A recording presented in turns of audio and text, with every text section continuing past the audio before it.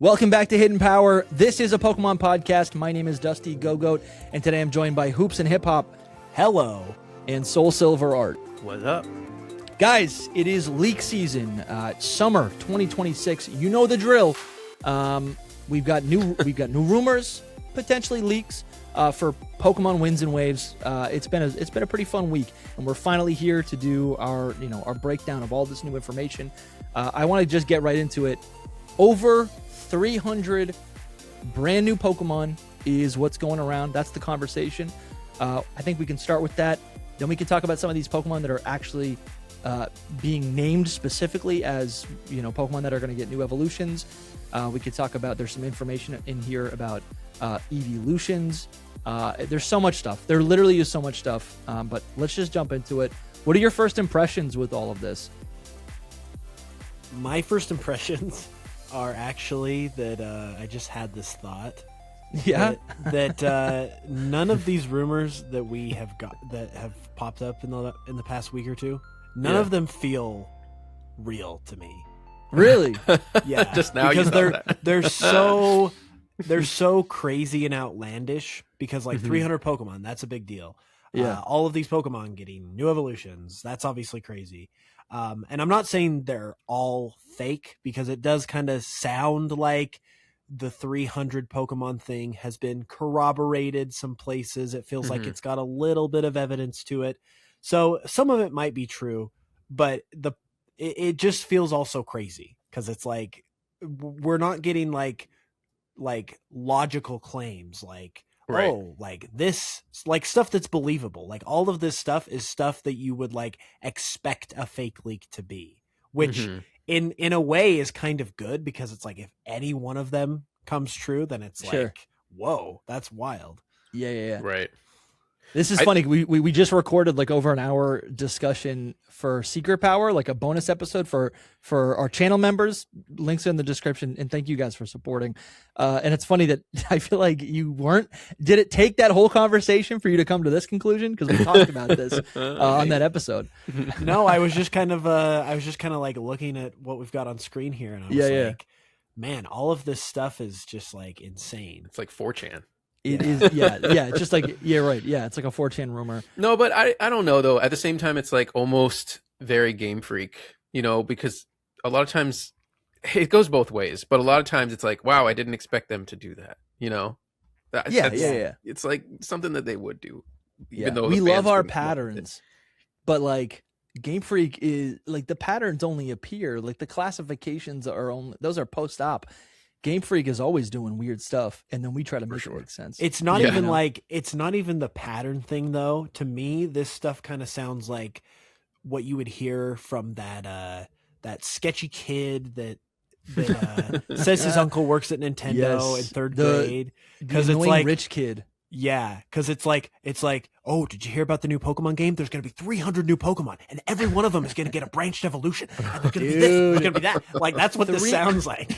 Man, it's tough out there. It is so tough to be a Pokemon card collector right now, because finding the product that you actually want can be nearly impossible. And that's why we've sponsored today with Awesome CCG. Awesome CCG is my local card shop, and they are always my #1 choice for getting cards, because they always have products. Good luck finding anything at Target. They've got 2 locations in New England and an online store. And right now, just for Hidden Power listeners, you can use code Hidden Power for 5% off any regularly marked products. Pokemon cards, plushies, board games, Magic the Gathering, any other TCG product that you can think of, they probably have. I just pulled these beautiful grass-type Pokemon cards from the latest Mega Evolution set. And right now, you can save 5% on the latest Mega Evolution products with code Hidden Power, and the timeline for the rest of the year is looking pretty slick. The next English set is all about Mega Rayquaza Gen 3 ports. That's going to be releasing in November, but if you want to be slick and show off to your friends, or maybe your wife, or maybe the Discord group chat, you can get a bunch of these brand new Mega Rayquaza cards in the Japanese set that releases at the end of July Storm Emeralda, so you can get all these beautiful cards 3 months early. And personally, you didn't hear it from me. Actually, you did hear it from me. I think the Japanese cards are just higher quality. I don't play the TCG. I'm a collector, so I love to collect the Japanese cards, and they're cheaper. Links are in the description and the pinned comment. Use code Hidden Power to get 5% off any Pokemon cards that you were already going to buy. It's a no-brainer. Thank you, Awesome CCG, for sponsoring, and now back to the podcast. 300 Pokemon sounds so sick to me. I guess, okay, to start off, you know what? 300 Pokemon, I think that was kind of in the zeitgeist. I feel like that was maybe rumored months ago during the Terra League. Is that, can we confirm that? Not really. No? Okay. No. This is a crazy I feel like idea that is in general. something that, I swear to God, someone go back, rewind the tape, please, someone, please, listeners, please. If I've said this in the past, let me know. I'm pretty sure there's a clip, like a video, like a short form clip of me saying that we could get 300 Pokemon in Winds and Waves because the wait for this game is so long. And I was definitely being a little hyperbolic. I was a little bit like, I was just trying to be like, what do we normally get? What's a large number? 150, double it. Like I was just kind of, that's where I was coming at. But it actually feels so good. If 300 Pokemon is real, I don't think it's crazy. And I think I would like to discuss today. We're going to get into some of these specific Pokemon that are mentioned in the rumor and what our thoughts are and, you know, maybe what they could evolve into. But I do have some like broader theories for how this dex could be filled out, because this 300 new Pokemon, 307 new Pokemon. So yeah, the rumor, Hidden Power is reporting it on our Twitter page, but this is coming from this guy. We need a nickname for this guy. We're taking suggestions for a nickname. We should call him. We got the Disney Channel leaker. Who's this? We should call him Washi, because Washi. Wishy-washy. He's wishy-washy. Wishy-washy. That's good. Okay, that's good. So wishy-washy. Because that's also like his. I mean, I have no idea, but that's like his reputation. He's wishy. That's what I mean. That's exactly what I mean. He's wishy-washy. Okay, so this new rumor by Wishy-washy, or these new rumors come from this guy Wishy-washy. But basically, what he's saying is that over the Pokedex, like the actual, like the regional Pokedex or the national Pokedex in Gen 10 is going to be over 500, or it'll be 500. There's 531 slots in the Pokedex, right? And so they've also said that there's going to be 307. That's more than 300. That's 307 new placeholders. So like those, and I guess from what I'm hearing, or from what I understand, that would the 307 number would either indicate a new Pokemon or a new new regional form. Yes. Right. Yes, either or. But it would not. But it would not count like a Vivillon form, a Squawkabilly form would not count. No, that doesn't count. A Gigantamax, a Mega would not count. Those don't count. It's just regional forms, regional evolutions, cross evolutions, whatever, and new Pokemon. Beautiful. Yeah. And okay. Anything that's I guess those are new designs too, but like proper. Like what? No, I don't know. That was stupid. What were you gonna say? No, because I gotta hear it now. I could agree with you. I'm disagreeing with myself as I said. I know, but what was the idea? No, I was saying anything that's a new design, but that's not true because they are new designs as well. Sure. But this is not realistic when he put it like this. Like if you just say, "Oh yeah, there's going to be 300 new Pokemon," you're like instantly like, "Sure." But then when you say there's going to be 531 in the decks and 300 of those are the new ones and then the other 200 are the old ones, you're like, black and white? You know, you're like, wait, is this a black and white kind of situation where it's like they made 150 something new Pokemon and didn't add any of the old ones, but they're like trying to do that again, but they're still giving us some old ones to like make sure that the people don't freak out completely. You know what I mean?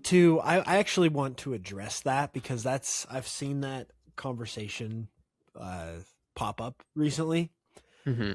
And I feel like if they were to actually do this, if we got 300 new Pokemon, and if it was in the vein of Black and White where they really put the focus on the new Pokemon, I feel like, to me at least, when Black and White did that, it wasn't so much the fact that there weren't any new, or there weren't any old Pokemon. To me, it was the fact that the new Pokemon, just so many of them sucked. At least in my Well, and in the We wider can't have this view of the conversation. no, I community. can disagree with that. No. I know opinions are a thing, but like a lot of people don't like the Unova Pokemon, and so I do think that was a factor. Like people didn't like them, and they were the only ones available. So what I mean to say is, if they were to do that again, yeah, there were like okay, I think they could do it if like the Pokemon were just like super good. Like I think people would love it. Yeah, if, but that's like, subjective, and there's no. It is guarantee of subjective. that. It is subjective, but I do feel like, I mean, like they could really spend their time on some designs and really kind of like pick out what people like in Pokemon designs and just give us this great dex that like most of the people like. And if they did that, even if it was mostly just the new Pokemon they focused on, I think people would like that. That's my point. I don't necessarily think it was totally just because there was no old Pokemon. Yeah. So and those Pokemon, I think, and new Pokemon need to be mixed up with the old Pokemon as well. We've seen returning Pokemon, Slugma, Wailmer, Pikachu, like they're coming, Tangela, they're coming back, right? Yeah, and I think that does help. That helps with the immersion, or like the believability that you're playing a Pokemon. If you play a Pokemon game and nothing about it is familiar except for Pokeballs, you're not going to think it's, you know what I'm saying? Like it doesn't feel like a Pokemon game because the familiar things aren't there. So yeah, I agree with you. That's another thing. Like if we talk about, that's another thing. In Gen 5, we got over 150 new Pokemon, but a lot of those Pokemon, like how many lines are there actually if you remove the evolutionary stages, right? Not that I'm saying those don't count as new Pokemon, like, right. You know, like, but you know, there's definitely some of these lines that could have been minimized, right? Well, like that's true. I don't think there necessarily needs to be 150 in this dex, which I think is part of Unova's problem. Is it's a little bit bloated. But Vanillish didn't need to exist. To add on, the other two could exist. Yeah, Duosion doesn't need to exist, right? Right. Gotharita doesn't need to be a 3-stage. It's probably going to be a lot of that in this generation if there's really 300 Pokemon. To add on to this point a little bit, if I can remember my train of thought. I think it's a high energy pod. Tranquil didn't need to exist. Hit of Unfezant. That's it. Just keep going. Sorry. I think man, I had it and then I lost. I'm vamping again, right Dusty. now. I'm trying to buy you time. Dusty's trying to help you Watch out. out, You're sabotaging me. I had it and then you interjected. Purloin doesn't need to exist. Pansage doesn't need to exist.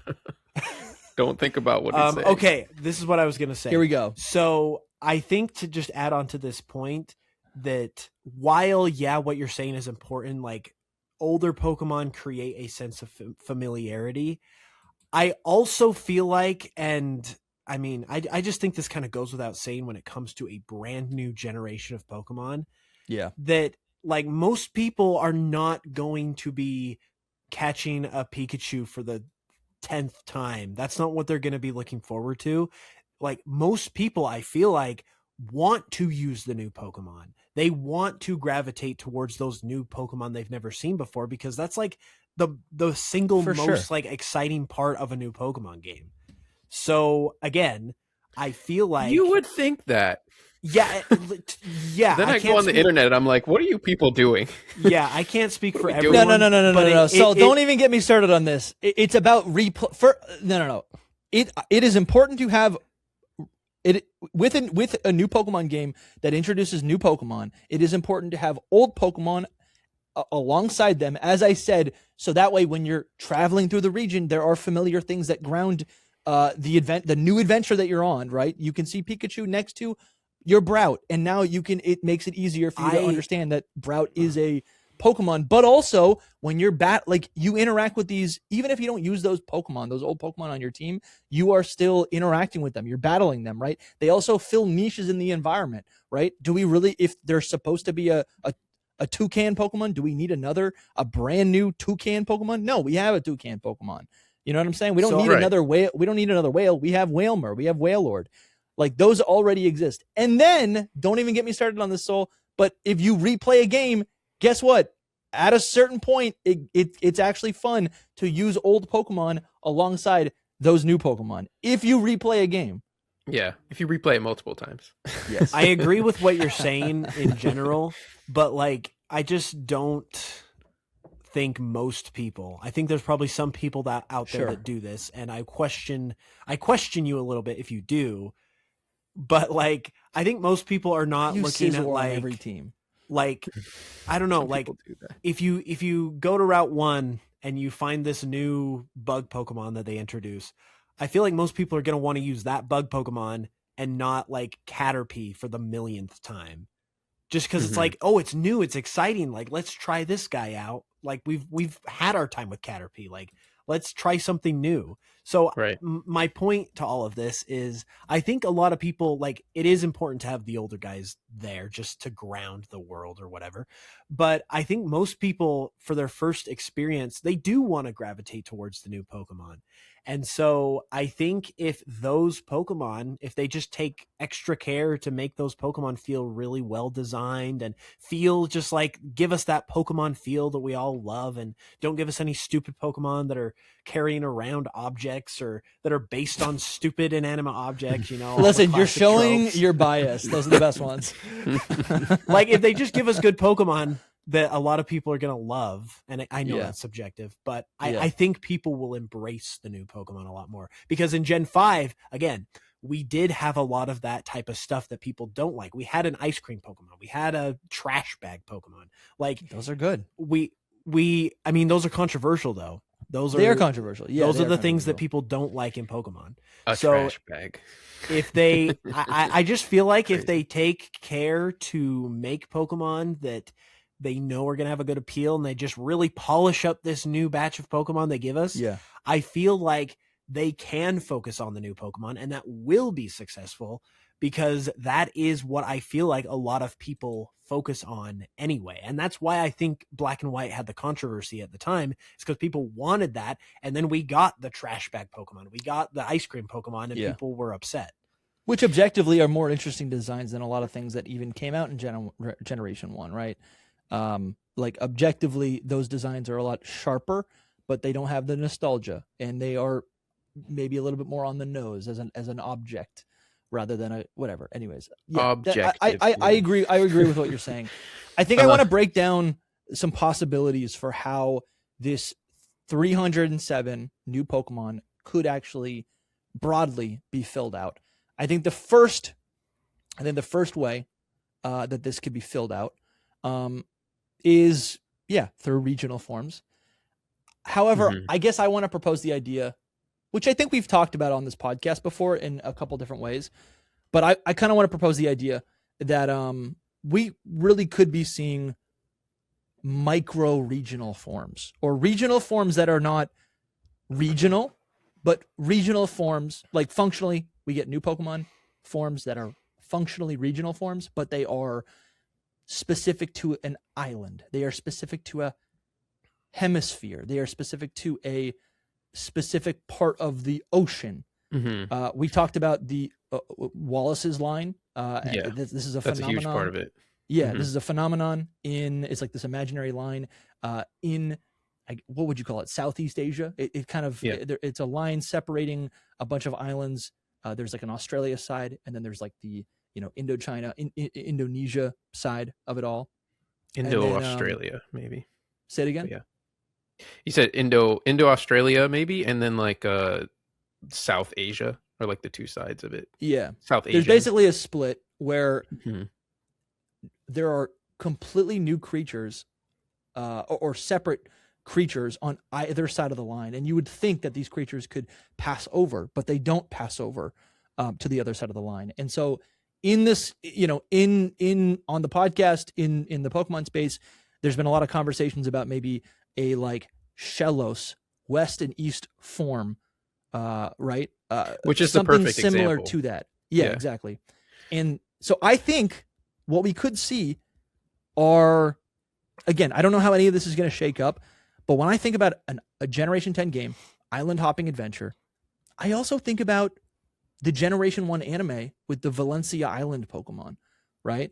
I think about the Pinkin Island, like the Pinkin Pokemon on Pinkin Island or whatever the heck that was called, right? Like the Pink Butterfree. There in Generation 1, there are so many like micro forms of Pokemon that were environmental but not regional. They were not like in Alola they get a new form. It's on this specific island they get a form. And we've seen time and time again, every single Pokemon generation, they will resurrect and retcon ideas. They will borrow ideas from the original Pokemon anime that was kind of just a one-off novelty, and they will bring it to life, right? The Crystal Onyx is another great example of this. Like kind of a one-off Pokemon that it's like a big mystery. It's like, what is this? This is a Crystal Onyx? This is unlike anything we've ever seen before.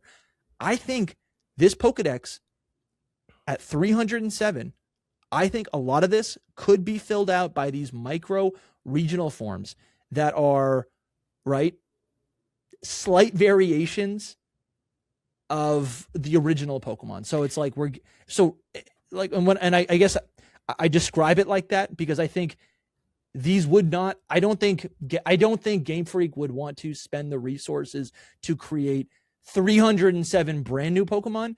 I think almost like a compromise, something that feels more achievable but still satisfactory, would be making these slight variations and then giving these different variations of Pokemon new type combinations. And then that's where I think about something that we got in Generation 9 with the Paldean Tauros breeds. We have 3 different versions of Paldean Tauros: Combat, Blaze, and what is it, Aqua?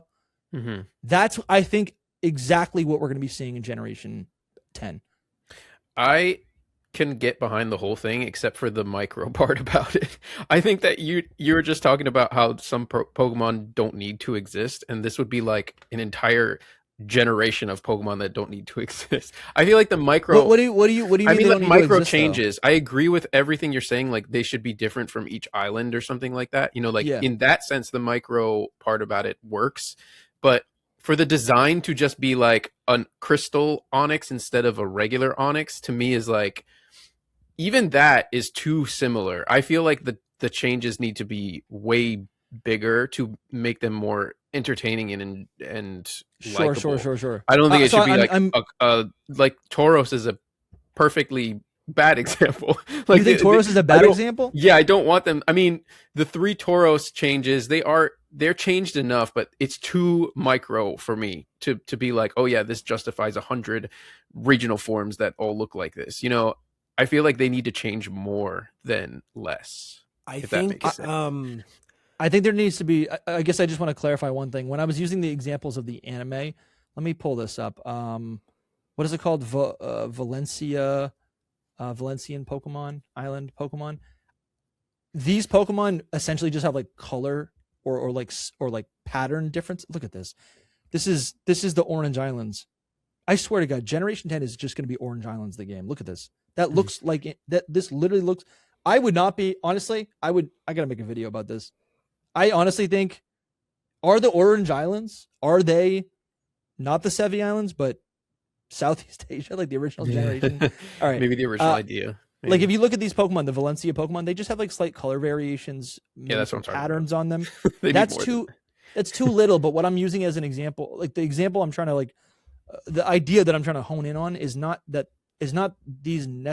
necessarily these like the form changes of these Pokemon, but the fact that these Pokemon have, for all intents and purposes, regional forms, but specific to an island rather than an entire Pokemon region. Right, and that that's what I mean by micro. I can get behind that. That's 100%. what I mean. Okay, all right. Yeah, it's just the small changes is what I was talking about. So yeah, and those can be bigger, but yeah. The thing that kind of, I do agree that this number could be like spurned on by the fact that there's going to be a lot of regional forms, because I think the fact that we have that Wallace line there, we are just in a place that is exotic with a lot of different species, and that's kind of what they want to focus on, because they're focusing a lot on the environment itself. I think that is going to be reflected, or has a good chance to be reflected, with a lot of regional forms. So I think we could see a scenario where maybe we get 150 new Pokemon and 150 regional variants, or the equivalent of that. However, I will say that I agree with Soul that if the focus is on showing the exotic nature of this place and using that Wallace line to kind of really set this region apart and give it something unique, and just like, if that's what they're going for, they're not going to get away with doing minor changes like a fire Tauros, a water Tauros. Like, I think they are actually going to do the opposite and embellish it and show more, give them more differences to be like, this ain't your usual regional variant. This is not your normal region where there's a couple Pokemon that have a different color. This is like, so the design itself would be kind this of is over the cranked top. up a notch to where it's like, this Pokemon is completely different on this side of the region and completely different on this side of the region. I think they'll actually Makes sense. That makes sense. Go in the opposite direction. And I like what you're saying, though. Yeah. I really, again, part of this theory, or one of the conversations we were having, is like with the idea of the Wallace line, is that, and the fact that in Southeast Asia, like, okay, let me pull up the map. Like, part of the idea is that like this map seems to be based on multiple countries, right? And then if you wanted to like, I guess, scale that down from multiple, like up to 4 or 5 countries, if you wanted to maybe shrink that down a little bit to just like two halves, that's when you introduce the Wallace line. And then it's like, I love this idea, Hoops, that you're saying, where it's like we get 150 brand new Pokemon, but there is essentially, each Pokemon has 2 different forms depending on where you catch it on the like in this playable map. That's actually insane. Well, I think insane. I think there could be some of that. So like, but I do think there'll be lots of like your typical regional variants. But what you're saying is they could even take the new Pokemon. Like, let's say they do 150 brand new Pokemon, and then they do 75 regional forms that are the typical regional forms that we know, which is a lot, even still. But then for that other 75, they take the brand new Pokemon and they give them new forms on either side of that line. So it's like half of the Gen 10 Pokemon are getting these East-West type of forms.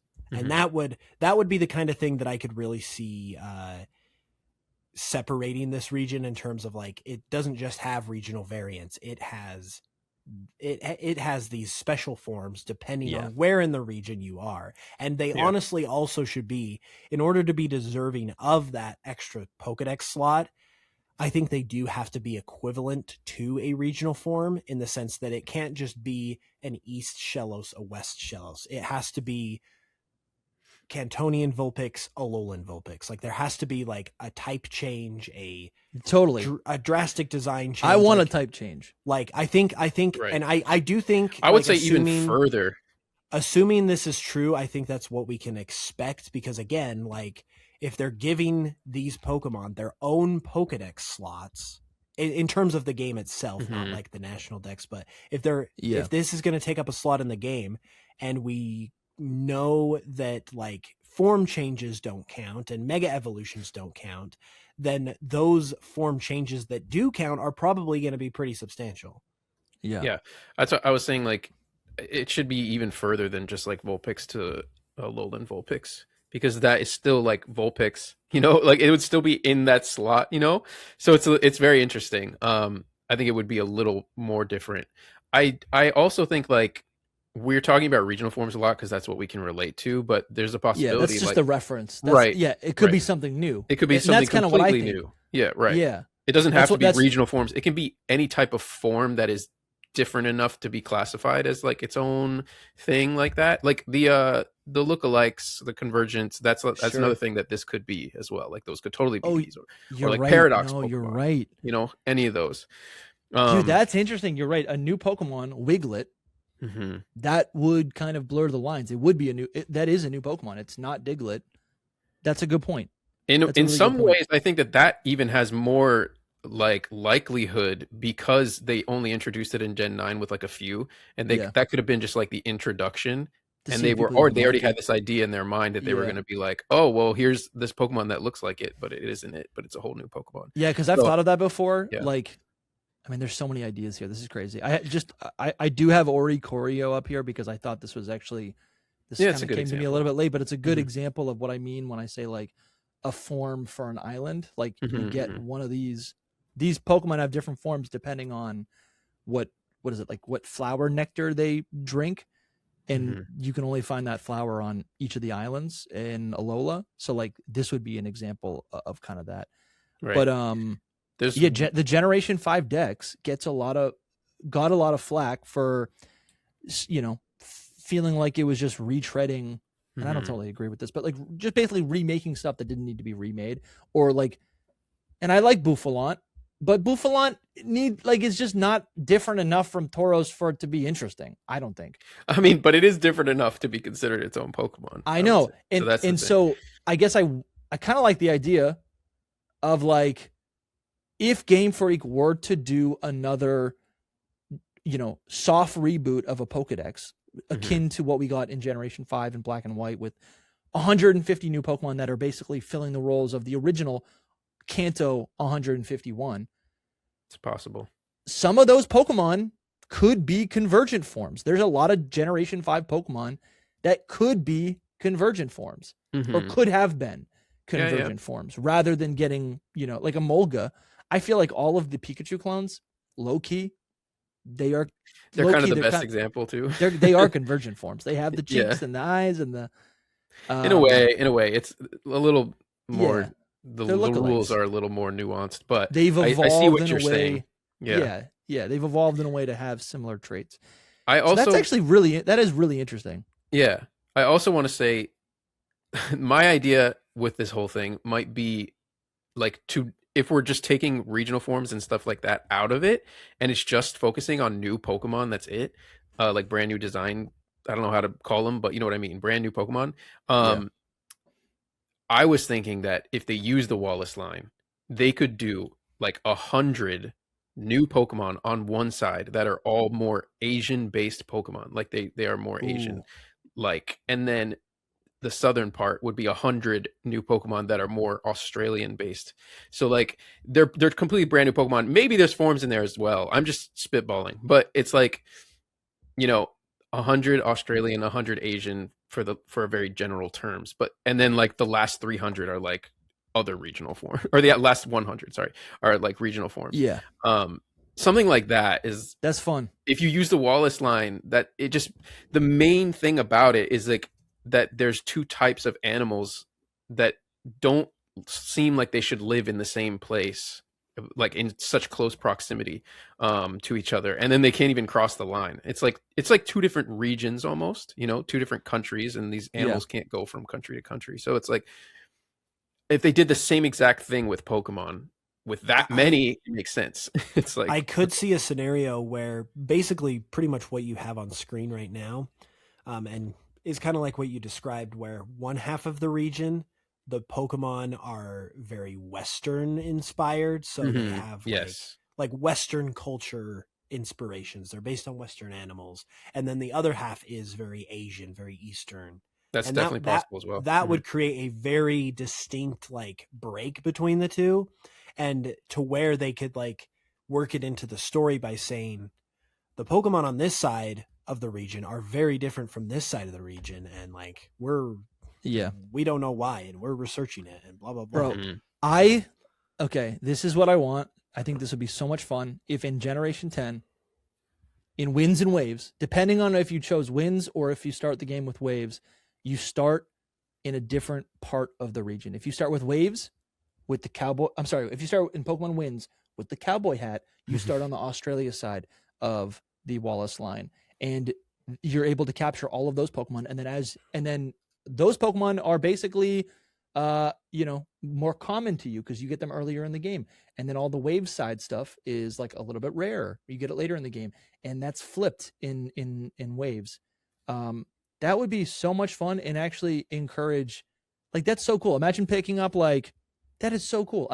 Literally imagine picking up Gold and Silver or Heart Gold and Soul Silver and being able to start the game in Kanto, go through the Kanto League, and then go back to Johto as post game. That's essentially what we could see here. Yeah. No, That it's, sounds it's like a ton of similar. fun. It's very similar to that. I think that would be in a way. amazing, but I don't think that will happen. All right. Just because I think it's very likely that we're gonna start at the hotel regardless of who we are. Mm-hmm. But I love where that. is the hotel? I love is that that like idea. down? Because Not sure where I exactly, think but- the idea is that, or the implication is that we are starting at the hotel because we are on vacation.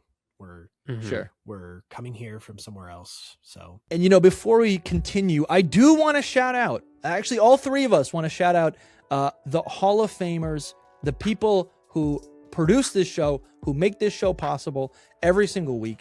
At our mythical tier, we've got Coronet Highlander. SEHR Gold. Louis Gervais. Oh, this is gonna be fun. The real Pokey God. I'm gonna literally shout this one. Father Dagda. Father Dagda. M&T Arts. Nathan Shorter. Floppy I'm getting disk nervous now. repairman.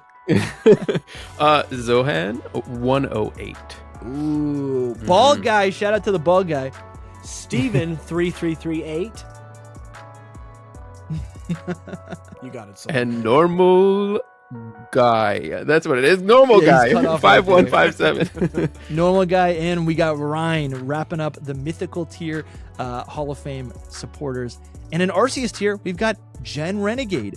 And at the Game Freak, this is throwing me off now. The Game Freak Inc. tier, our highest tier of all. These are I mean, you guys are crazy. You guys support us every single week for so long. We appreciate you guys so much. The Game Freak Inc. level tier member. This is Masuda himself.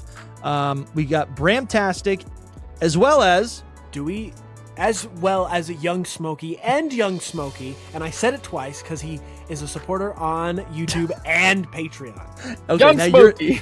now you're just repeating Lumi. Yeah. Now Soul has to say Young Smokey. No, I Yeah, said yeah. Young Smokey too, because Young Smokey. Do we know though? tattoo. I was gonna say, do we know for sure that these people aren't Masuda? Because maybe Masuda We just actually likes don't. the show. Have we? We've talked to Young Smokey, right? You never know. I've seen him in the With chat for Masuda. sure. I guess I don't remember what his voice sounds like. I have heard Bram talk. Yeah. You never know We've with heard Masuda. He's Bram. sneaky. Sneaky Masuda. Sneaky. This guy could be Beautiful wishy-washy either for all way. we know. Imagine. Listen, Ball Guy Leaks supports the pod. Maybe Wishy-Washy is one of our supporters. Who knows? Mate, you don't know. Thank you guys for your support. Let's get back to the episode. I'm always like, is the editor going to cut out my stupid noises? And then maybe he left it in right. Maybe I'm still talking to the audience right now. Who knows? We'll never know. We'll never know. Maybe you should. Yeah, I don't think that they would block off any of the. Yeah, I don't think they'd block off any of the map. Like, I'm not saying properly. they would block it off. I'm just saying like you start in one side of it, right? Yeah. That would be Um, amazing though. I would like, love imagine that starting- idea. Mhm. Because I think this is a theme that we just keep coming back to, the Wallace line, the split of the map, right? And this idea mean, of two there's- regions. That's There's just I feel like still, yeah, there's still no like evidence of them adapting the Wallace line to these games at all. no. There's And this 300 Pokemon thing makes me feel like, oh, that's because of this Wallace line, because there's that's so what I'm much saying. diversity. This- Yeah. That's what I'm saying. Like But yeah. I feel like this number feels like the evidence. Mhm. And again, if we think about yes, there's no leaker evidence, but Right, there is right. from the Terra leak a lot of things that point towards this idea of, and this will segue us into our next section, like this idea of infinity, this idea that the environment affects us, that we affect the environment. I think that is in line with everything that we're talking about. The Wallace line, the environments. This is like Generation 10 is going to introduce a new type of regional form. It's going to introduce a new type of like evolution, or it's going to showcase an extreme version of these things that we've had for years now. You know, it's not Mhm. mega evolution. It doesn't come from within. It's a type of evolution or regional form or whatever, right? I don't know what the name of it's going to be, but it could introduce a type of evolution or form change that comes from the environment in a more severe way. Like, yeah, we have seen it with regional forms, but even that, I feel like part of regional forms is also like influenced by the people, you know, like Muck Mhm. evolves to eat our trash. Galarian Wheezing is the same way. Obstagoon, I feel like becomes a human. You know, like you know what I'm saying? Like Raichu eats a bunch of pancakes. That's not environmental necessarily. It's a regional form, but it doesn't necessarily have to do always with the environment, you know? And so I really think there is a lot of evidence that, not evidence, but there are things and ideas that we know Game Freak is thinking about when it comes to Gen 10 that I do think support this. Everything just seems to be lining up a little bit. But another thing from the Terra leak that could kind of solve for why there's 300 potentially new Pokemon in Generation 10 is the seed Pokemon. And I want to... Yes, that's true. I want to give a shout out to Munching Orange because I was watching his coverage of this on his channel, friend of the show. And he had I don't know, this is the first time I heard it. I thought it was really, really cool. He was like, okay, well, we have a seed Pokemon, which is from the Terra League described to be this idea that a Pokemon could potentially evolve an infinite amount of times. And then he suggested, okay, he's like, the way that I think about it is you have a seed Pokemon, and then this seed Pokemon will evolve into, let's say, a fire type if you battle the fire type gym or trial or whatever first. Maybe the fire island first. You go there first, it's going to evolve into a fire type. And then let's say you go to the electric type island. Now it evolves into a fire electric type. And then he did the math, and it's like of all possibilities, like type combinations, that would be 170 different type combinations. So then that feels like a smoking gun where you're like, okay, a seed Pokemon that has 170 potential type combinations. Yeah. That's half your decks right there. It's funny that you brought that up. Yeah. I disagree with with what that part of it because, exactly? I disagree with the fact that those forms would take up slots in the decks because, again, I mean, they could be different, but what we know about the seed Pokemon is that the evolutions are procedurally generated, basically. Yeah. So they're not going to be quantifiable even like by a number. So there's not going to be a set limit of them that they would quantify in the Pokedex to begin with. Also, additionally, can you imagine them putting out this? I mean, they're not putting out this number. It's a leak, but like, can you imagine them like saying, okay, we're going to have 300 new Pokemon, quote unquote, in the Pokedex, and over half of those are taken out by one Pokemon? That would, well, I mean, if there's 200 other new ones, then I don't think it's that crazy because I don't think I don't think they would market it as here's 150 new Pokemon. They would say, here's a brand new, very special Pokemon that we want to introduce as an idea that demonstrates what Pokemon is all about, which is evolution.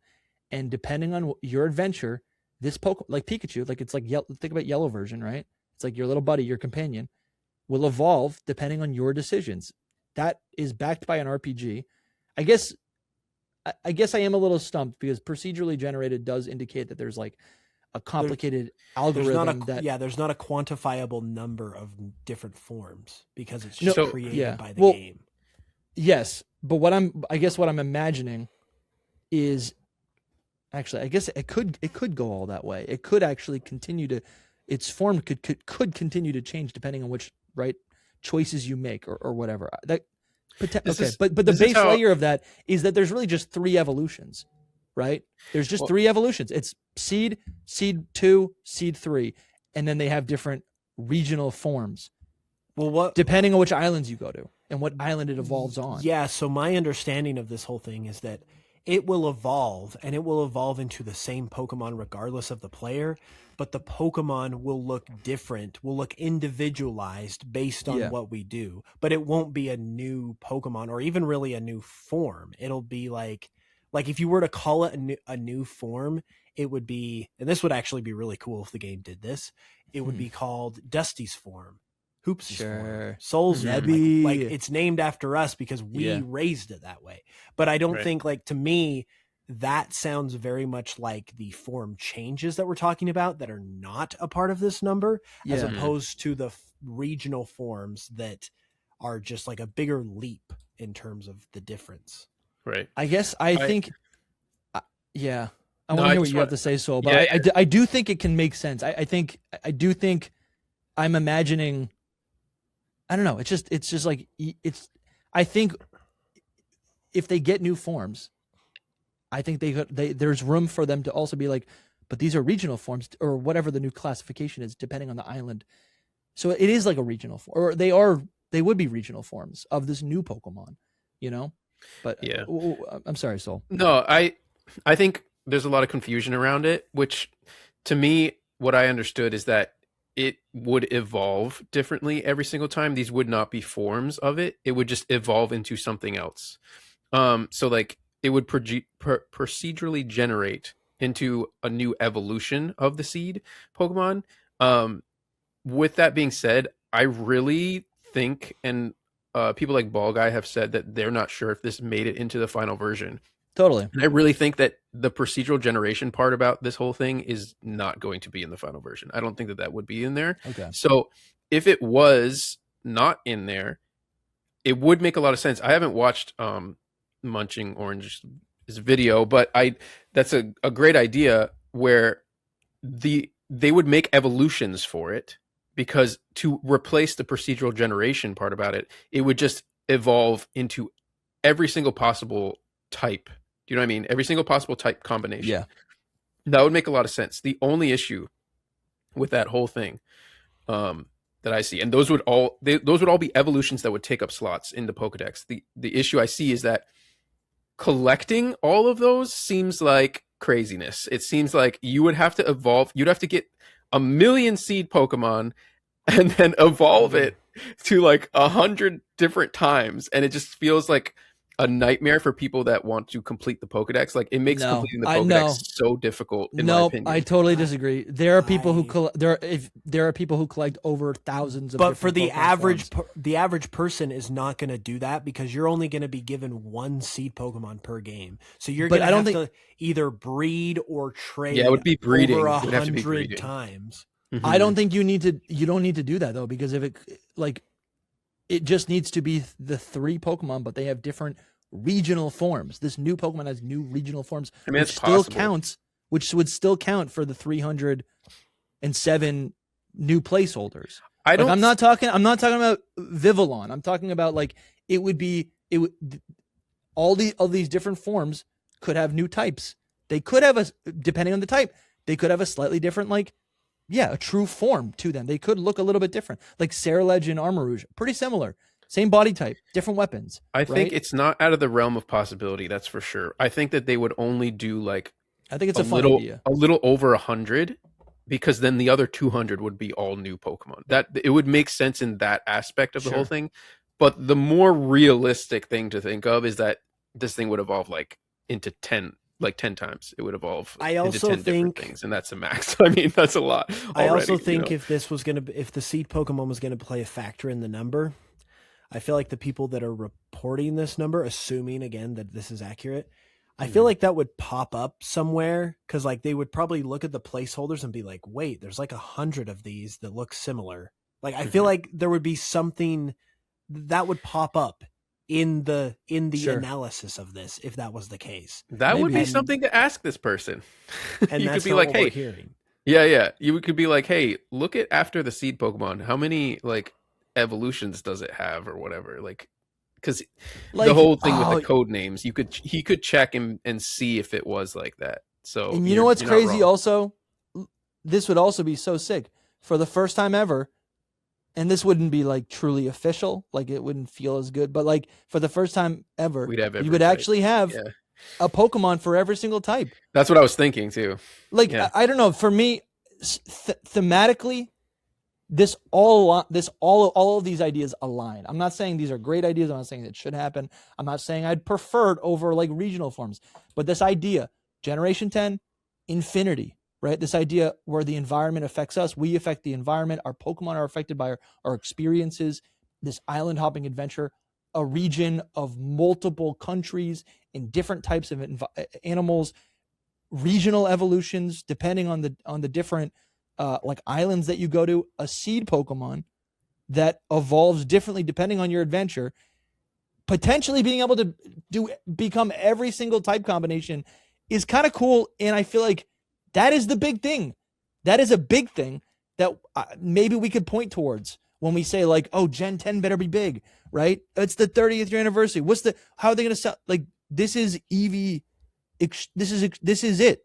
This is the ultimate seed representation of what Pokemon evolution is of what Pokemon evolution is capable of. This is so cool. Not saying this is absolutely going to happen. I'm just, this idea is inspiring me pretty big right now. I think that's, and it's like, it sounds ridiculous, but it probably is just going to be like a little guy that has a bunch of different forms. For sure. I think, okay, I'm going to say one more thing, and then I think we should segue, because you had a good segue there when you mentioned Eevee. I agree. Okay, perfect. But I think if this Pokemon did happen and it was actually akin to a seed like its code name would suggest, I feel like how it'll evolve will be something akin to like a tree or a plant, where it will start as a seed and then it grows into a plant, but there's a million different plant species, so it can become a million different things. That's kind of what I envision. For sure. Yeah, I totally, absolutely. Yeah, so this has been great. We haven't even talked about the specific Pokemon yet. Hilarious. But as a clean segue, what is it? 300 Pokemon is a big deal. Like we could have done a whole entire episode just on having 300 Pokemon. And I'm sure we'll talk about it more in the future. This is absolutely. If we get anything over than 150, that's going to be special. It really is insane. As Pokemon fans, we're like 151 is like the max, and even though they did more than that in Gen 5, it's like that's like the benchmark. A lot. That's a lot. To say 300 is like mind blowing. It is mind blowing. A lot of Pokemon fans, myself included, I don't see it being in the final game. I still don't. I know that this has some credibility to it, but to see it fully in the final game as 300 right when it launches is tough for me to still believe. I still think that this could be like cut down because this is a leak. So we know that Pokemon games, they make tons of designs and then they cut like 100 designs. We've seen it in the Terra Leak and such. This could be cut down, this final number, to like, let's say 200, 250. Then the 50 could be put into the DLC later on, so like we end up with the final number in the launch release game as like 200 new Pokemon. And even that number is so much more than what we have as like a base, like highest number. So there's a lot to this still. And it's one other thing I wanted to mention, and then we really will move on. Yes. Or we'll felt like that was important. So I wanted to also mention, because I think it's important to talk about like why these could possibly be true, like outside of who said what and how reliable they are and everything. Mm-hmm. One reason this could be true is because this game and this region both seem like they're going to be pretty big. Like the game seems big in scope. The region, based on where it's based and based on the map we have now, seems pretty widespread. And also we know we're going to be able to go we're going to be able to go underwater. So that's a whole other plane of existence. There's flying elements that we'll get into here in a second. That's a whole other plane of existence in the sky. So like there's lots of space that they are inevitably going to have to fill up with Pokemon, and it's going to have to be new Pokemon specifically, because you can't bring in a region like this that's like 3-tiered and it's so expansive and all that stuff and give us 75 new Pokemon, because that's going to be like one Pokemon per island. Pretty much, It'd be filled with old Pokemon. They've got it, and that's not that would hit the same. They realistically do have to make a lot of Pokemon to fill up a region of this size. So a number like 200, 300, logically speaking, does actually make some sense. I think so. I agree. There's also the time. The last thing. There's also the time. It took 5 years.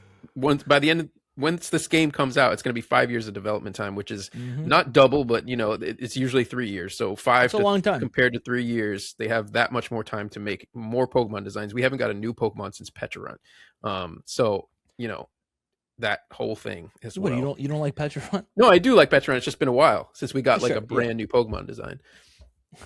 I do like Petra Run. Yeah, I like Petron too. I was just kidding. Yeah, I hate that thing. Why is it the last one? No. yeah. I totally agree. I think it's been. I think we're chilling right now. That actually doesn't even make sense. Petron's the last Pokemon. Well, Yeah, no. Gecko was technically the last one. Oh, well, I mean, yeah, we did just get the new. And we get all the three-star. megas. Those Yeah, don't but count. those Those are are not not. new Pokemon. They don't have their own Pokedex slots. Don't go there, Dusty. I think those count. Don't go there. We Watch talk Secret about it. Power. Watch our Yeah, Secret go watch Secret Power. Go watch the bonus episode because I think I made another great case. That's the hill I will always die on.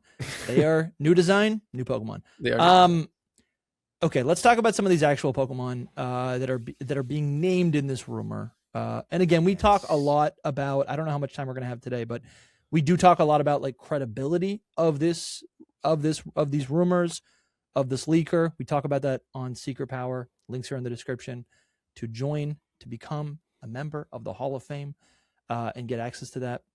But so yeah, I don't want to spend too much time, I guess, like deciding if we should Right. believe this, because we did a whole conversation on that. Mhm. But if these are to be believed, two things that we could talk about, and then we can get into these actual Pokemon. Tropius does not seem to be getting a new evolution. That's a big bummer. That sucks, right? For some, And I don't mind. and apparently there's no new Eeveelution. Right. And I will Again. say, For some. yeah, I will say, if the seed Pokemon is making it into the game, or if we are going to see a lot of regional forms that are, potentially we just see new Pokemon or old Pokemon getting multiple regional forms depending on. I also kind of see it like that. I'm like, maybe not every Pokemon gets a new form, but maybe like, maybe we already said this, but like maybe like 30 Pokemon get, like Hitmonchan gets 4 new forms or something, Maybe Mhm. there's 30 Pokemon that are selected that get a ton of new forms. And so with all these shenanigans that we have no idea about, right? We have no idea how any of this is going to shake out. If there are going to be a lot of regional forms, and that's the thing that they're trying to emphasize in this biodiversity, depending on island or location or whatever, I do think Eevee can, like a new Eeveelution can kind of like almost distract from that, because that is what Eevee does. That is the whole point of Eevee, that it has multiple different evolutions. And if Eevee gets a new evolution, a new Eeveelution, I could see that being kind of like mistaken by fans as, oh, it's one of these new forms, when it's really would probably be just a brand new standalone cross-gen evolution. You know what I'm saying? Mm-hmm. I would argue the opposite, actually, because Sure. if this region is about biodiversity and Pokemon adapting to their environments and having new forms, Yeah. Eevee is the mascot of that. So it's Yeah, like, why that is wouldn't true. Eevee get a new form? And speaking to like just I guess like the likelihood, because all of these rumors that are coming out, and I think I've said this before, but I'll just say it again really quick. Just because one of these rumors is true or not true doesn't mean the other one is also true or not true. Sure. So like we're talking Yeah. about the 300 Pokemon rumor having a little bit of credibility, having a little bit of traction. That doesn't mean that this no Eeveelution rumor is also the same level of credible or Yeah. Right. likely. Like Yeah. they're all independent of each other, so they all independently could happen or not happen. With that said, Yeah. though, That is true. With We've the seen that Eevee- before with the what was it, the Ben Affleck leak in Gen 8. Ben Affleck. I don't remember that. No, Yeah. I did. You don't not remember know- that? Let's I pull it probably up. know. I didn't know it was called Ben Affleck. That's for sure. The Ben Oh, Affleck yeah. leak. That's crazy that you don't know about Pokemon. this. This is the Ben Affleck leak. Let's I wonder if it'll see. pop up if you do type that in. I probably let's see. know what you're talking about, but It's for I've- like Gen 8 Scalar. But I will say on the point that you just brought up, it's just because a lot of people will look at it and think that it all comes from the same person, and the person that is posting all this is the one singular person, but some of his information is coming from different sources, so it's not exactly all the same. Right. Supposedly, maybe it is all coming from him. I don't actually know. We can't And- verify like where everything is coming from, but it's been some of his information has been said in other places before he said it, if that makes any Right. sense. and I wanted to mention All as the well, complicated stuff. I wanted to mention that there are still cases for and against a new evolution happening regardless. The case against it, so if this leak were to be true, is basically the fact that we haven't had an evolution since Gen 6, so it's not exactly surprising if we don't get one in Gen 10, because like that's just been the status quo for the past decade and a half. But there's a lot of reason to still believe that they will do it because, like I said, Eevee is kind of like the poster child for what they're doing in this region anyway. It's the 30th anniversary. There's also been a lot of like Eevee centric things that have happened that just haven't resulted in a new evolution recently, like Penny being an Eevee trainer but not having a new evolution. We had like, it just feels like they also did that whole arc in Pokemon Journeys where there was the Eevee that couldn't evolve, and then everyone thought it was going to be a new evolution, but it wasn't. Like, it just feels like they're almost toying with the idea and can't make up their mind as to whether or not they want to do a new one. So I think just out of pure circumstance, there's still the possibility that it will happen. So I'm not like taking this verbatim, but it also could very well be true that we just don't get one because we haven't got one in a while. Yeah. There's also I don't want to get into it too much because it's in the weeds, but just how he's come about this information is like having a build of the game and being able to see that there is none, but that doesn't mean that it can't be added later. Like they could be holding back that specific thing because evolutions are so, big. Like Eevee is like basically a mascot, so those kinds of things might be added later. He has an earlier build of the game, so there's always the possibility no matter what. And they add Pokemon weirdly into the games sometimes, because like I remember in Gen 3, I think Chimecho was like the last Pokemon added. And so like it wasn't like I think there was actually some talk about like people thought that it was like weird or mysterious or like it was supposed to be a legendary or something. It could be a mythical. It was just like added at he was the just last there. second, basically. So it was forgot about and then put back in. Right. Oh, we forgot to put this in there. So that Like, that type literally. of thing can happen for sure. I do want to talk about Tropius though, because Tropius is obviously like the idea of it not getting an evolution is a big deal because everyone has just been talking about it nonstop. I think this is actually a case of I'm personally not surprised that if it doesn't get an evolution, because I've never looked at Tropius as a Pokemon that would be like capable of evolving again. It just it's always felt like big enough that there's not really any more room to grow there. That's just how I felt. However, this doesn't preclude it, if this was true, from getting a gimmick form or something like that, I was thinking or the even same thing. and I think that is way more likely for a Pokemon like Tropius than an evolution. What about a regional form? No, because we've already seen it in the game. Yeah, unless it gets like an East-West form. Yeah, exactly. Yeah. I think again there could be like some whole new form, like we were talking about earlier. That it could get, for sure. But I feel like what Hoops is saying is so much more likely because Tropius, I know we've talked about it many times that it needs an evolution or whatever, but it actually doesn't. It feels like a very complete design. Most people, they'll be like, it needs a baby form, and that's because Tropius itself is like a final evolution. He's a big boy. Yeah, it's like a final evolution. So it makes even more sense that it would get like a mega like gimmick form, like whatever the gimmick form is going to be, or, according to this person that exists. I don't know. We have no confirmation that there will be any kinds of actual forms to the gimmick, but anyway, that would make a lot of sense for it. Like it gets like a huge like weather form Tropius, like a bigger, more crazy Tropius. We got a PSA. I got to tell you about something. Hoops.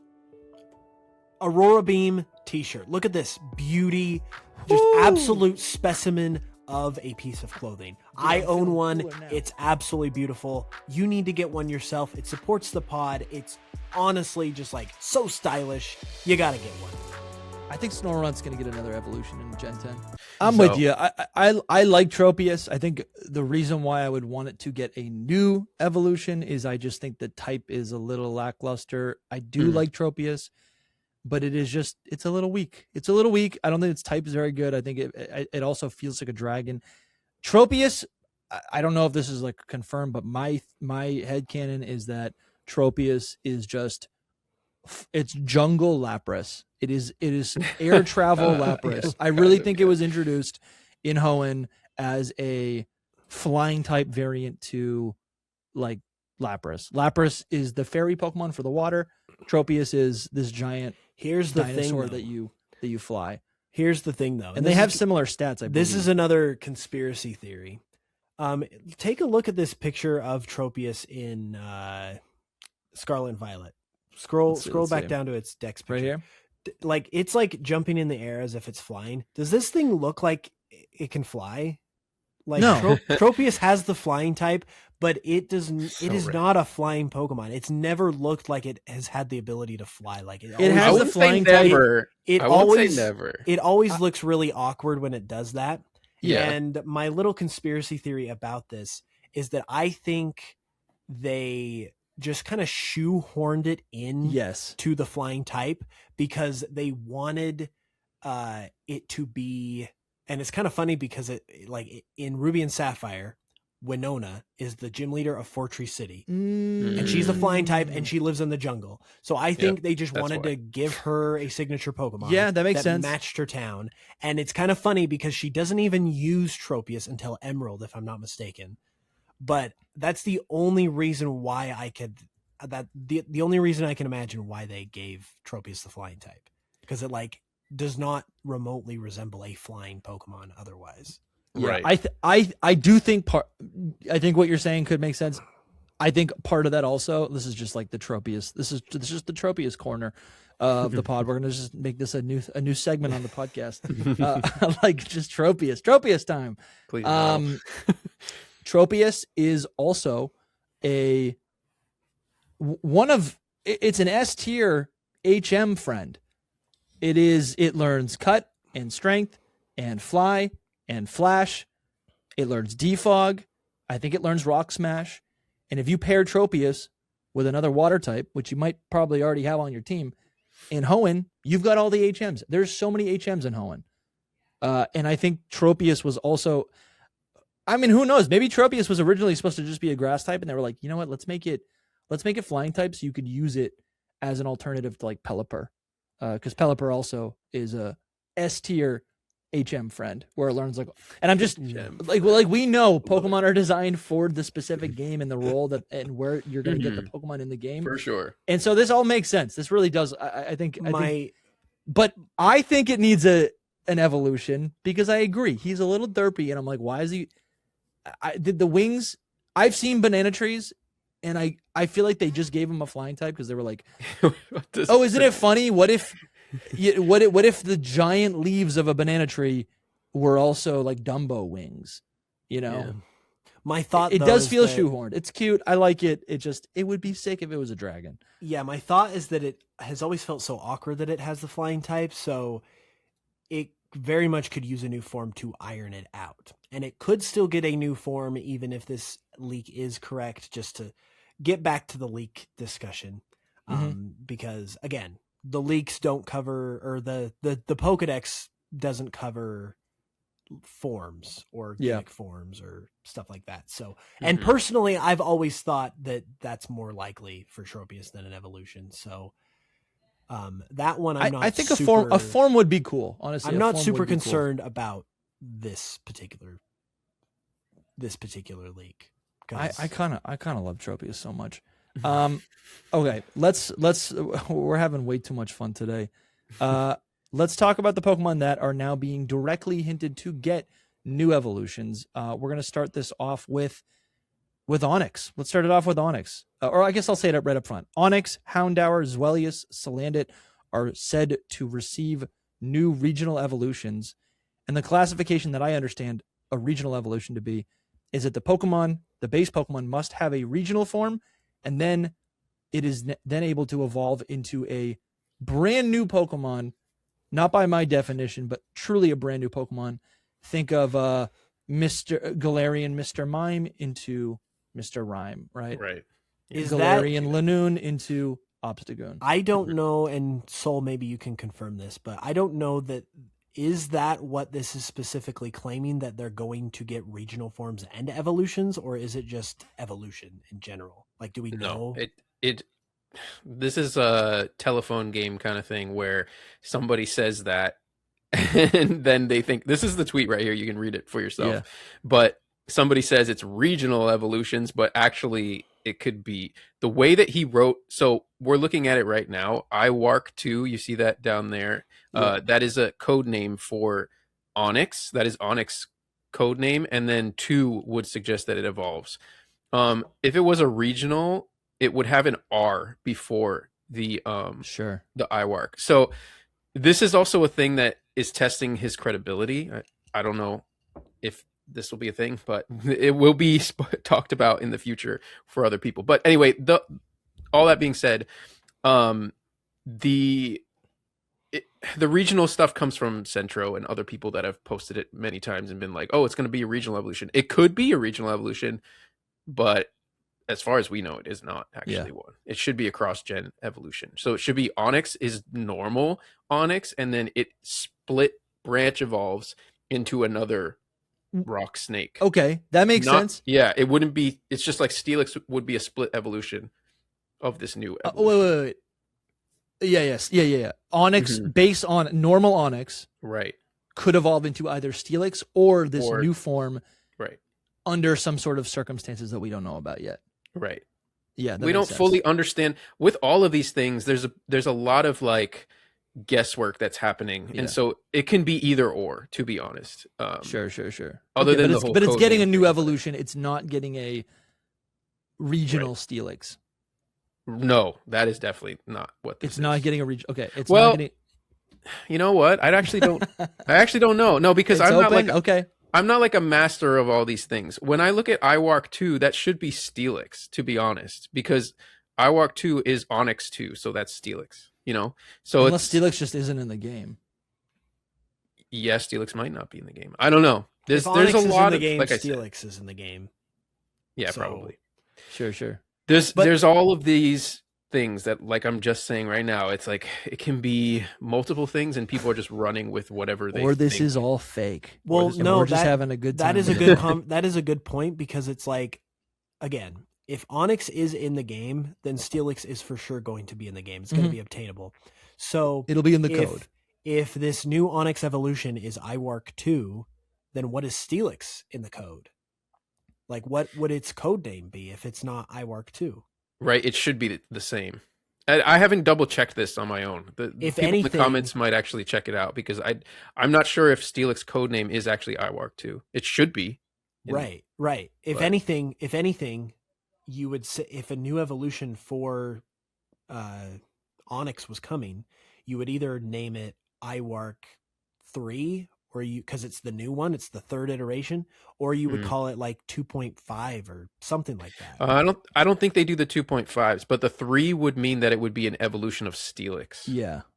So that's where it gets. I'm using that as an example, but it's like Steelix is literally the second one that came into existence. So if there's a new one, it shouldn't be iWark 2, because Steelix is iWark 2. I think that's where it comes from, though, is that basically if you don't look at the code names, it just says Onyx 2. So there's Onyx, then there's Onyx 2. And so if it was a branched evolution, a split evolution, it would still be Onyx 2, because it is also an Onyx 2. Does that make sense? And then Steelix would exist, so it would just be Steelix. Right? I would think Onyx. No, I think they would just both be Steelix isn't new. They both be Onyx 2 is what I'm understanding right now, but I am not 100% sure on this. I would think, I had more I don't know either, but I would think that the code names are for things that are not yet decided, so they can still work on the game, but still fix things last minute and also prevent leaked names or whatever from coming out. So like, I don't know about that, but I don't know, but I'm like, Steelix has been in existence forever. So right. I would think in the code they could just be Onyx, Steelix, Onyx 2. Whatever. Yeah, let us know if you want us to talk about that more. We can talk about that later. I'd have to look into it deeper. But... Yeah. So, yes. So what's rumored to happen is that Onyx is going to get a new. Onyx will evolve into a new Pokemon.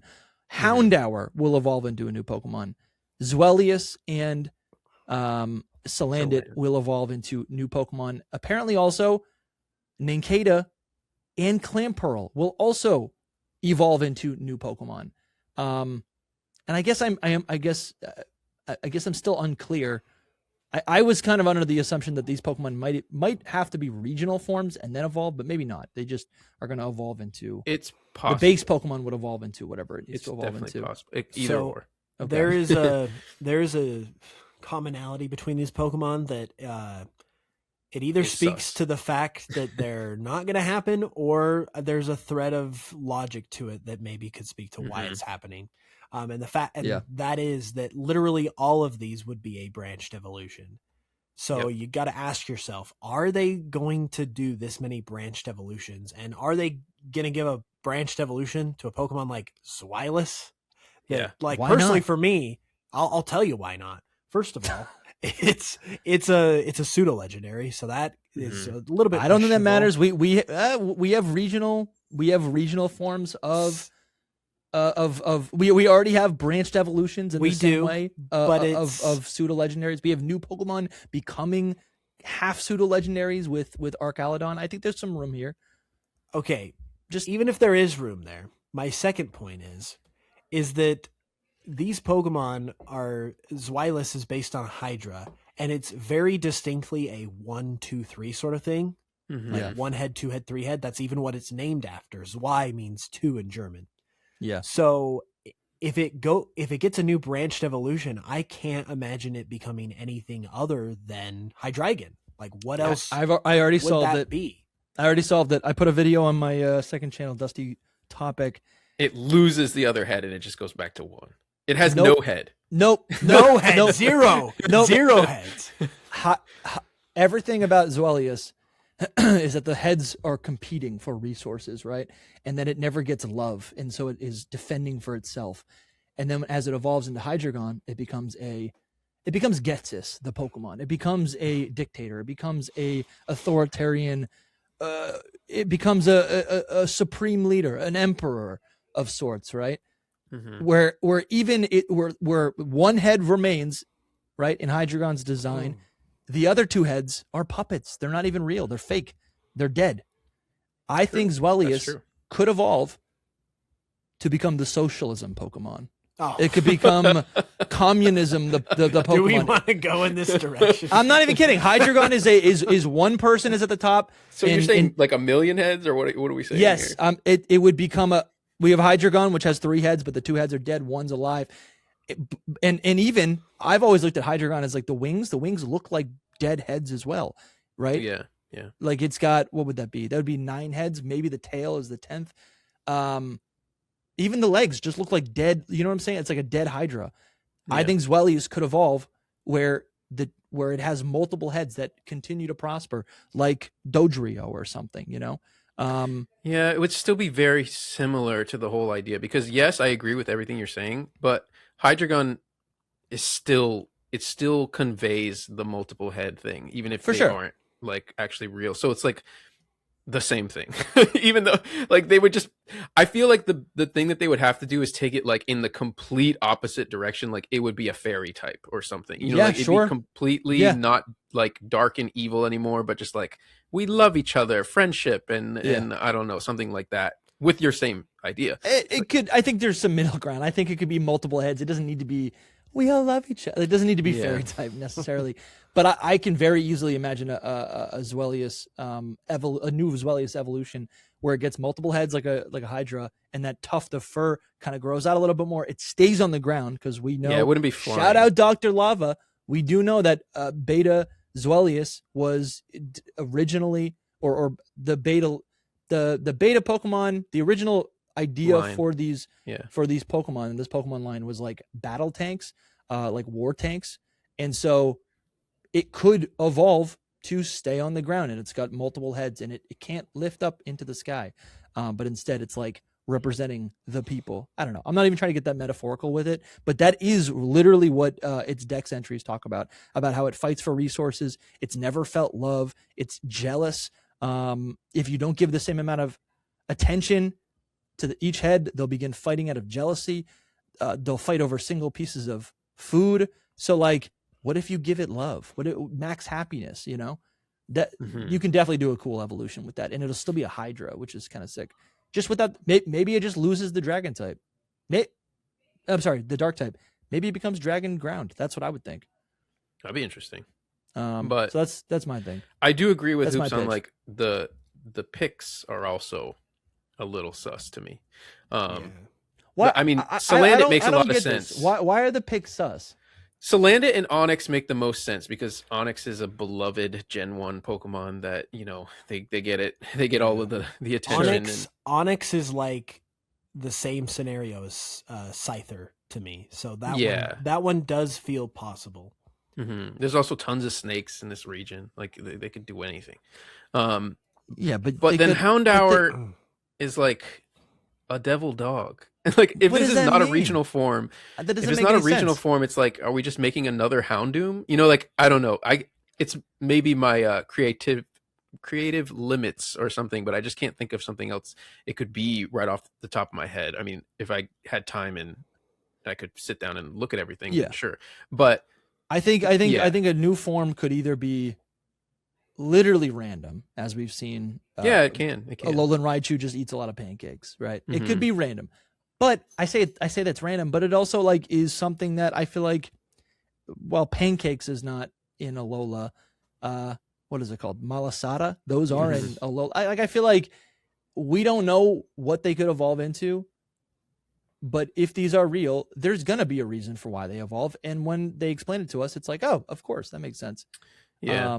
That is true, but when I look at them, the biggest thing to me is really like, aren't there other Pokemon that are more deserving in a way? That's how I see it. I'm like, would you pick these to be the ones that would evolve? And I'm not saying it's out of Game Freak. But that's just so subjective, though. I don't know. I don't is know it though? Because when I think of Dunsparce, I'm like, subjective. Dunsparce needed an evolution. I think Dunsparce still needs when an I'm evolution. like, I think Lickitung needed an evolution. I think, like a lot of times they were single stage lines. Now there's other cases where it's like Scyther, and Scyther's like, sure, that didn't really need an evolution, but it got a cool one, so there's both. But most of the time when they try to pick, especially in modern games, there's like a good reason for this Pokemon to evolve, and I feel like there's no need for Houndour to get a split evolution, in my opinion. But I like, maybe I'm just a Gen 2 baby, but like I like that the Gen 2 cross-gen evolutions are just like weird and don't even, to be honest, make sense, even visually. Like Blossom looks nothing like Gloom. Like Politoed looks nothing like Poliwhirl, Like I think you have to never look at more predict modern. I'm thinking about more modern things, because especially Gen 9, it's like all of them kind of made sense. Like you wouldn't have picked Bisharp, but Bisharp totally could have become a Shogun, and that adds up. But that's not a cross. I think this is the difference. It's like you say, like, oh, they don't need it, but it's a split evolution. Nothing needs anything that has an evolution doesn't need an evolution. But I think personally, I find it way more interesting, because now they can do a completely new take on something. I feel like half of the Fakemon that I design are just like split. I'm like, I actually don't like this evolution. Let's make a new one. That's true if they're, and I want Hoops to say what he's going to say, but that's true if like what Hoops had said originally, which is this either discredits this whole thing that they're all split evolutions, or it means that Game Freak themselves are specifically focusing on split evolutions for this game. Like maybe, we talked about in the Secret Power, where it's like they pick specific like themes almost to focus on. So like Gen 8 was regional evolutions. There were no other types of cross-gen evolutions. It was just they had to evolve in that region. And there's other examples. So this one might, in Gen 10 and WiiWai, might be that the only Pokemon that evolve are branched evolutions. There's not any that do like a third or a proper evolution to it. It's only split. They're or splits. branched. Yeah, my thought in terms of how this could be true was that the branched evolutions could be the focus, because it could be speaking to the biodiversity and the adaptation and that sort of thing. So that's how I could see it happening. I was going to say though, that like, if this did actually end up being true and we're like, holy cow, we have a new Houndour evolution, that it's like, how could you even make that make sense? To to speak on like King Gambit, because you brought up King Gambit, that doesn't make any sense in Spain, but it actually does make sense, because if you do a little research, Spain is actually like one of the places that has a lot to do with the history of chess. Mm-hmm. And so like that's why it's there, because it's the chess Pokemon. So it's like there's always a reason as to why they do this, even if it doesn't seem like it. So like I guess it's hard not having the full picture, but like I think that's what we would really want to do to find out if this is true is see if there's like some weird kind of like devil dog connection or a Hydra connection in this region that they could pull from to actually make this work. Yeah. I literally just put out a tweet like at 11 when we were recording so about Houndour's like potential like what is it, inspirations. So it's definitely, there are some things that it could be. They have some like myths about like ghost dogs in this region, so it is possible. It is very similar at the same time.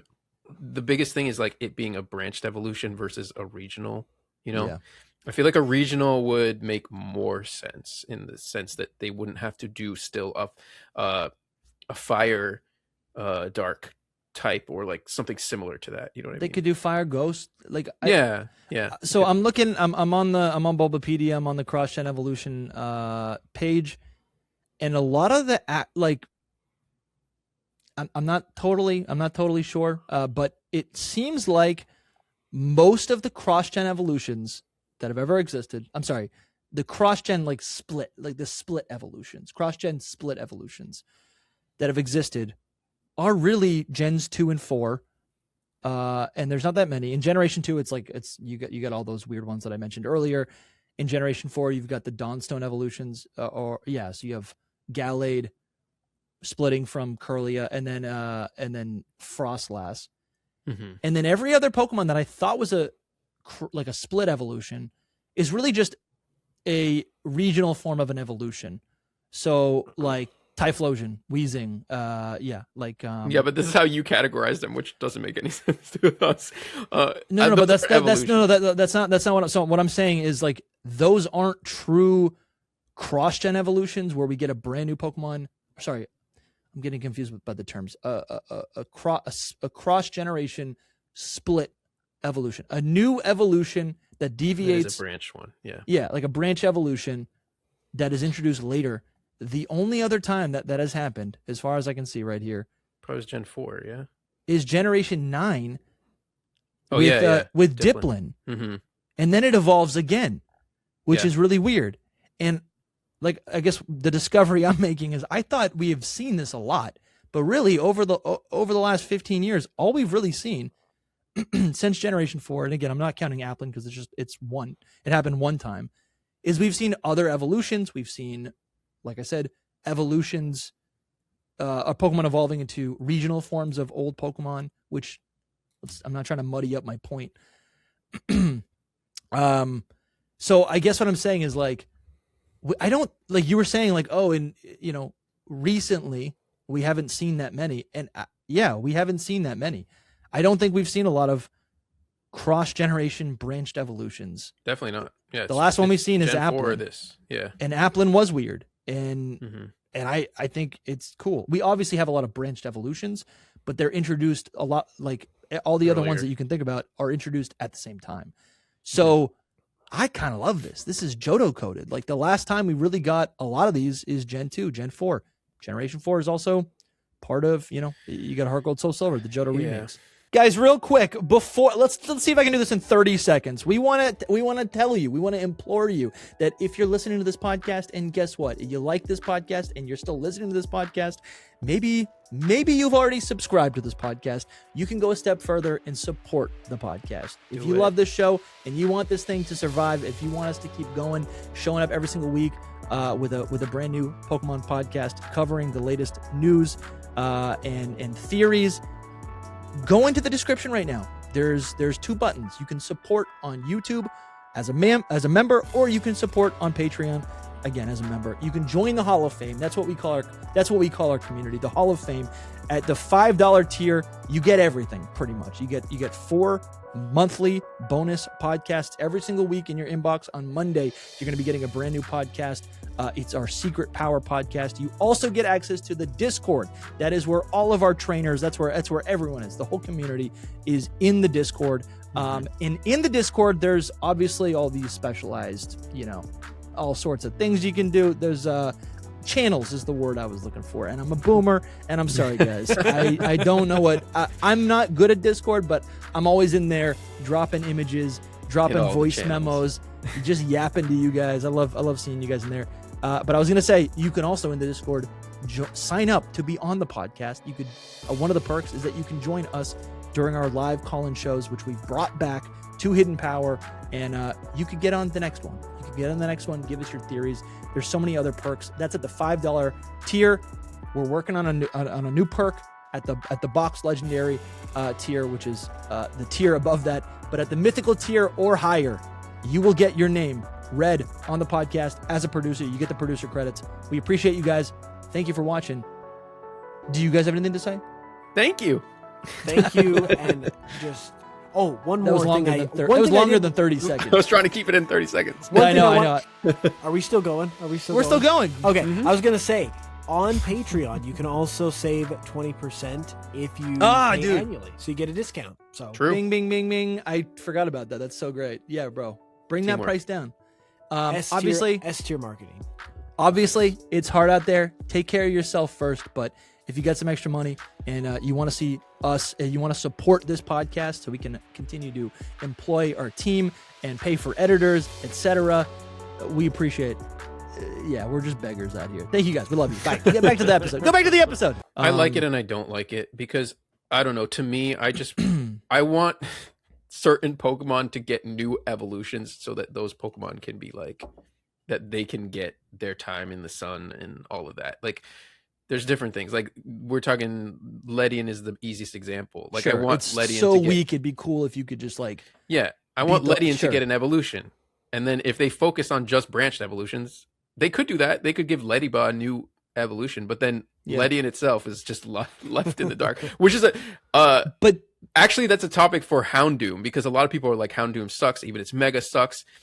I'm so happy that Houndoom's finally going to get something. And then it's but actually no, he's no, this is good. I was going to bring this up. I feel like during ZA, one of my crackpot theories was, all of these Pokemon, it felt like, oh my God, it feels like half of the Pokemon have Megas now, right? Mm-hmm. Not really, but a lot of Pokemon have Megas. Right. A lot of Pokemon have Megas, and what that does is it kind of prevents them from evolving or getting any sort of, Pokemon like Sableye. It won't evolve now. And so I was kind of playing with the idea that maybe Sableye could get a regional evolution. Mm-hmm. That is, you know what I'm saying? It Mega evolves typically, but maybe it gets a regional evolution. And, if that doesn't make sense, I do think these cross-gen evolutions where, again, I don't know how you would do that with Sableye. Does Sableye need to have, I guess probably. Yeah, that would be a hard. but Steelix and Houndour, these are good examples. Mm-hmm. Steelix has a Mega, so you can't evolve Steelix again, but you could give Onix a new evolution. Houndour could get a new evolution and then progress from there. That's interesting. And feels interesting. And feels in conversation with the game that just came out, ZA, which gave us a ton of new Mega Evolutions, capping off which Pokemon could actually progress further. So I think this is cool. It is cool that they've kind of introduced balances to their own philosophies, because to your point, if a Pokemon gets a Mega, it's basically done and it can't do anymore, which is obviously disappointing. So I think they've kind of created a system where if that is the case for a Pokemon, that it has a Mega or something that doesn't allow it to get another form, they've kind of introduced counter forms to allow Pokemon to still be able to be revisited. And what comes to mind for me, because you brought up Sableye, is the regional form evolutions. So they couldn't give Sableye an evolution, but they could give it a regional form and then give that regional form an evolution. Yeah, that's how they would do it. There are ways that they can still revisit any Pokemon, which is nice.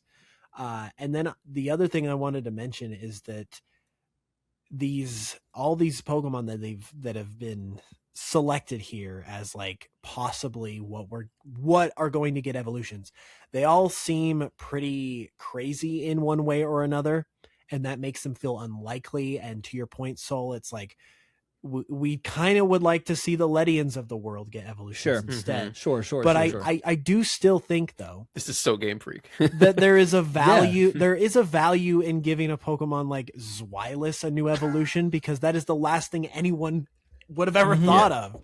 And there's definitely value. There's a fun in that. There's a fun in that. So 100%. It's just not what I would prefer, but I do think that there is a whole. It's still really cool. Like we could get the coolest Zweilous evolution. 100%. Because like I've been expecting a Ledian evolution for a decade, but never a Zweilous evolution.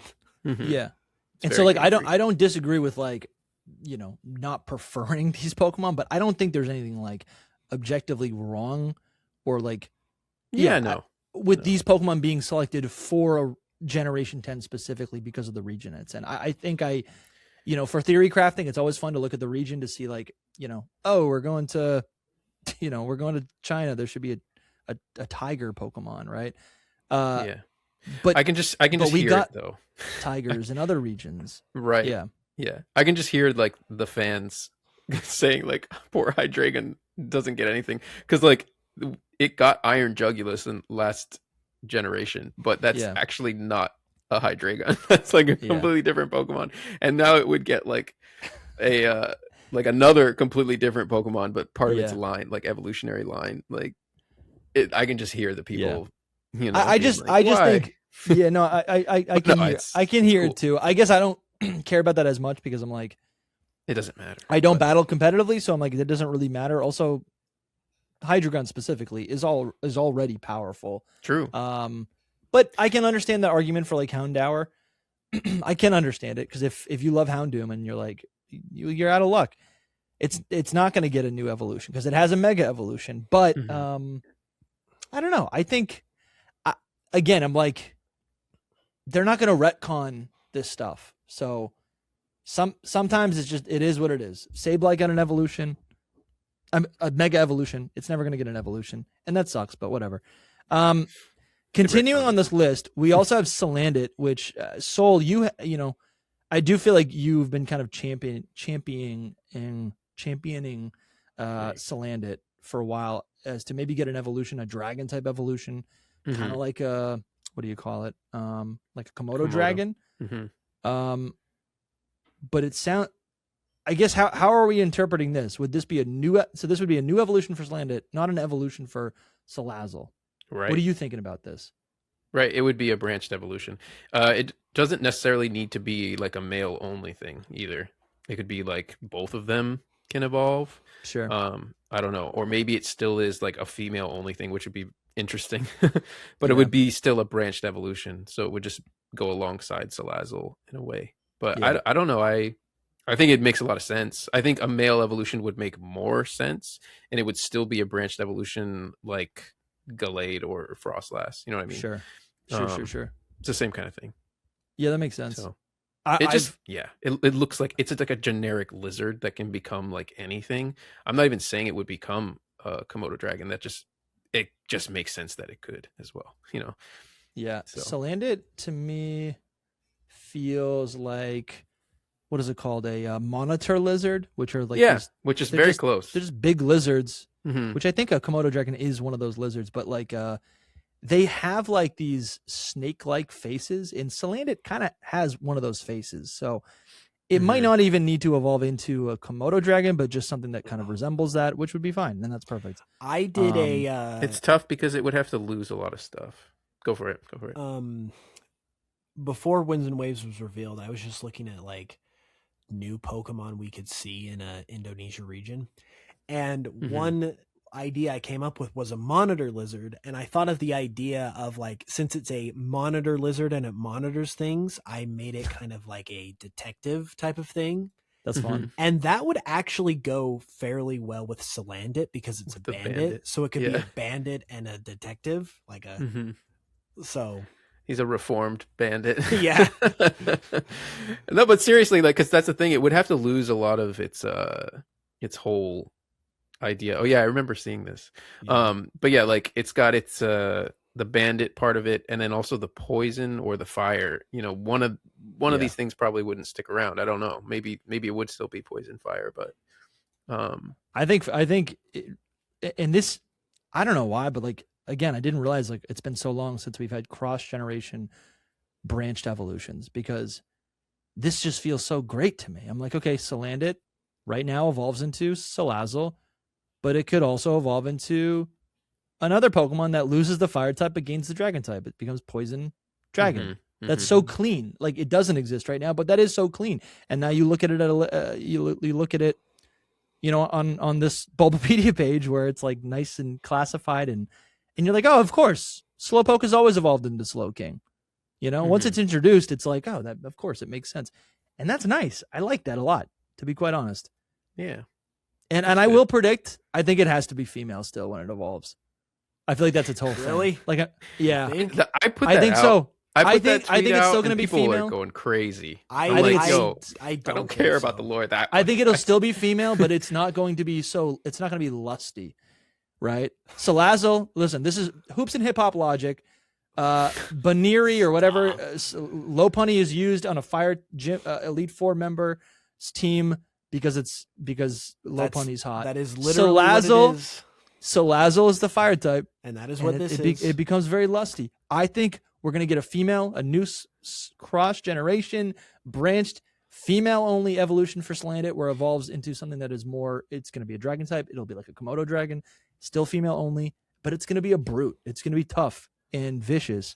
It's not going to be, it's not going to have these hips like Jagger or whatever, or moves like Jagger or whatever. Yeah. I disagree with that. I think it could be both genders. Like it could go both ways, but I don't think it'll just be female only because that would effectively replace what Salazzle is doing because that is a unique trait of Salazzle. It's female only.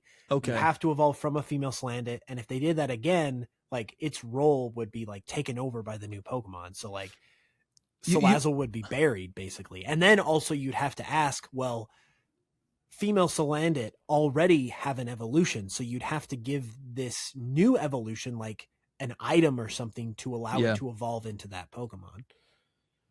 So I don't know. I'm looking at it as an alternative, but staying within theme. It's like emphasizing the thing that's always been there. Like in its dex entries, it says like the males, this is Salazzle, or no, this is Salandit, the males will do whatever the females tell them. So like that trait is still in there, you know?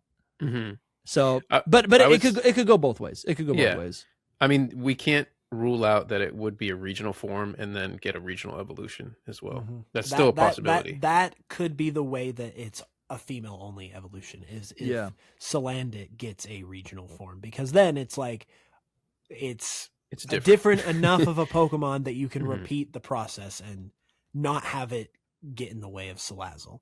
Right. Sure. But I also thought, like, when I was coming up with this theory for it to be like a male only evolution, I was just like, it just leaves the pack. It doesn't think about the female anymore. It's the one Salandit that went out and on his own. And resisted. It resisted its nature and went out on his own and became like this giant brute Salandit. This is him. Yes. This is our strongest warrior. But it's rare. It would be rare. You know what I mean? By the apple. Get back. It would be a rare thing, right? That's so I will not fall under the spell. Dude, I forgot about these but isn't Salazzle or isn't interesting. This Pokemon I love this Pokemon, by the way. I'm not Salazzle. Salandit. The Salandit. He does have like the fire pheromone or whatever mark of its. I look at that as like it's a puppet of the female. I feel like it's got a. You see that with on its design, it has that like like its fire tail looks like a hand. It's like the hand of the Right. The of the Salazzle. Salazzle that takes care of it. I don't know. It You've could go been both ways. marked. Yeah, exactly. Yeah, you've been marked. I look at him like it would be weird. No, I guess I'm going back and forth because They can absolutely do anything. I'll take the male only form, but I'm thinking about like Combee and Vespiquen, and I'm like, it would be weird if we got a. If I guess it wouldn't be weird. I guess it actually would feel good if like the worker bees could evolve into something else. But maybe that's what they're always destined to be, just like worker bees or whatever. I don't know. So Yeah. those are the ones that a lot of people are talking about, but there are also two others that I think were part of a different thread, and I think I'm treating these Nincada and Clamperl getting new cross-gen evolutions. I'm kind of looking at these as like maybe a little bit less trustworthy on the tier list of how invested we should get. Yeah, because they're also very weird to the whole discussion, because if they're the same as these, they're not the same. Are we saying that they would get a third branched evolution because they are Sure. already branched evolutions? They are. Yeah. Yeah. So would they be getting a third one, or would it be a proper regional form, like in this case? True. And he doesn't give the code names for these, so we don't actually know at all like what it would be. He just kind of throws out, oh, look at Clamperl and look at Nincada. So Yeah. they could be getting any kind of form. So it doesn't necessarily need to be an evolution, though. I think that is more likely because that's what he was. It's the context, right? Was in the new evolutions kind of thing. So this is hilarious. I'm just realizing, Soul, you made the wishy-washy, the leaker, the rumor, the guy, the character, That guy, this guy, retweeted or quote tweeted your post, Soul. I'm realizing this. Yes. So you said do you want to explain this? Like, what's your theory? I was just building off of theories we actually made on the podcast about like Lantern getting an evolution and then Luminion getting an evolution. I was like, which one of them is going to do it? And then while I was making that up, I was like, you know what is another deep sea fish? Well, Huntail is. And I had Huntail in my mind for a while. And so I had already written up this post. And when this guy started dropping cross-gen evolutions and stuff, I'm like, I better put this out before he like debunks it. Sure. So I just put it down. I put it out, and he retweeted it and said this. But basically, these are both deep sea fish that could be in the Neon Abyss, or it's a location that was leaked from the Terra leak to be in Gen 10. And so that he just says, oh, good eye, I would take a look at Nincada's line as well. So I was saying that they would get evolutions in my post. So the context is evolutions, or forms. I think I said forms. But yeah, that's the context to it all. And that's cool. Ooh, good eye. Would take a look at Nincada's line as well. So that's kind of fun. I guess, this really doesn't like state outright that this would be real. This is just kind of like a kind of a fun idea. I mean, I like these more than the other ones, to be honest. Yeah. They're more. That's kind of interesting. Yeah, like a convergent species. Like, what could these actually be? Hoops, were you going to say something?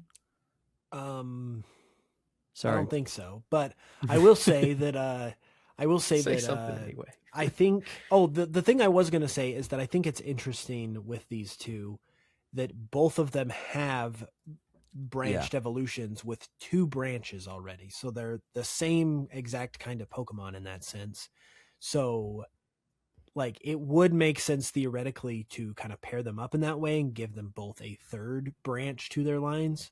And I do think that's what would happen, at least in Clamperl's case, because the whole thing with Clamperl is that it's like supposed to be an egg, so it could just hatch into another new Pokemon. This would be like Applin and Diplin, by the way. That's what this would be like. True. They already have a split evolution, Right. so then they would get another one, which would be what would be interesting. Nincada would be the interesting one because obviously one of its branches is Shedinja, which is super unique. Yeah. So if you're gonna follow that up with something new, like is it does going it to be? Two new evolutions? It's so weird. Yeah. Well, like it could go in any direction. So the fact that this Pokemon exists mechanically and in concept in Generation 3 is so weird. Like this feels like a Gen 5 Pokemon. True. Yeah, it's so sick. It is awesome. It was like way ahead of its time. It's crazy. You evolve it, and then if you have the right criteria, another Pokemon just appears. Yeah, that's crazy. That's like duplicate. It's like it's crazy.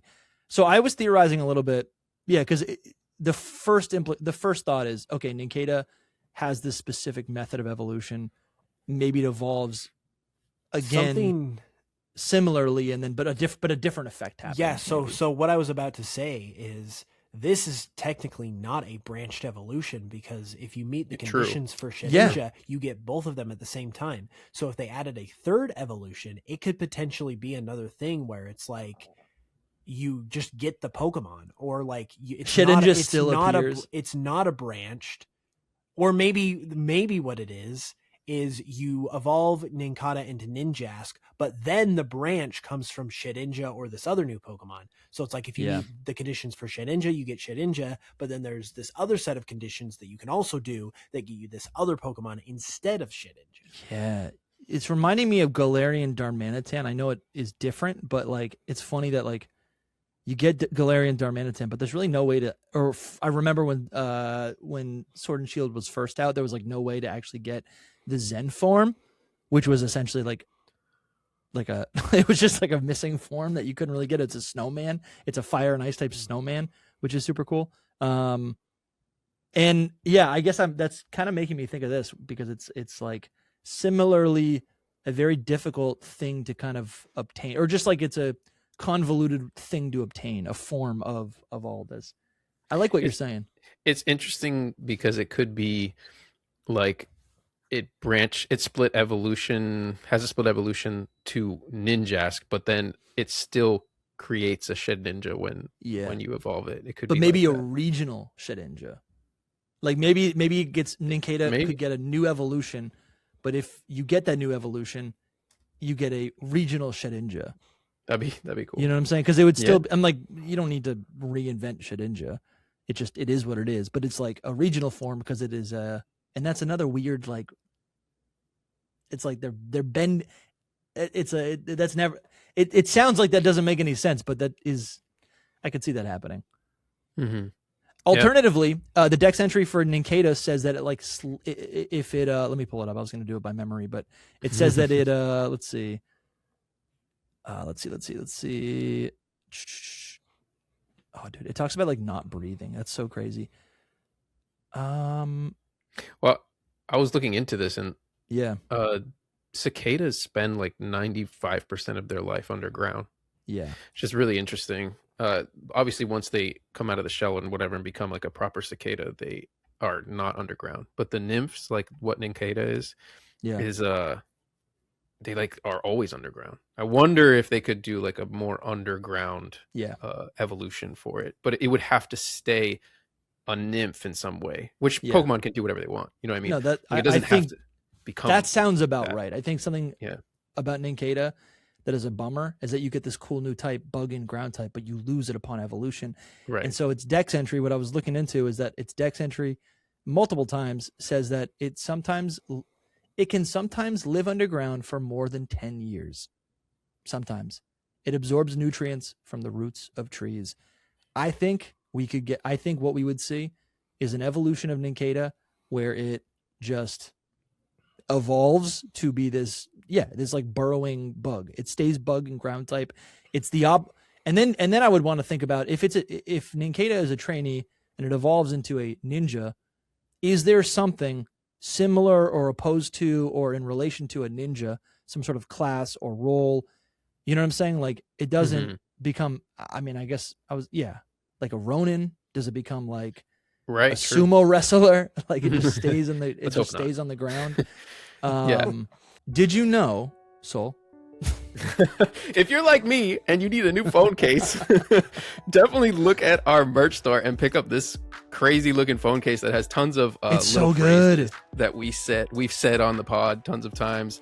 I mean, in Ewa we trust. Yeah, it is us. It's on your just phone a case. Man. So so cute. It's adorable. I love it. It's literally so good. Look, this is a design that's not even available. This was from the Summer Olympics 2024. That was a T-shirt that we made, and I think we made one sale. Amazing. You can buy it. Give us ports. But you don't know. Yeah.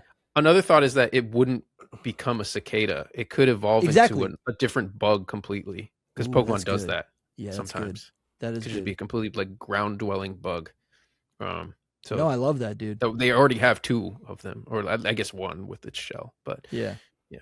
I think that sounds fun. And then, yeah. you know what? And then it eliminates the Shedinja problem because it never.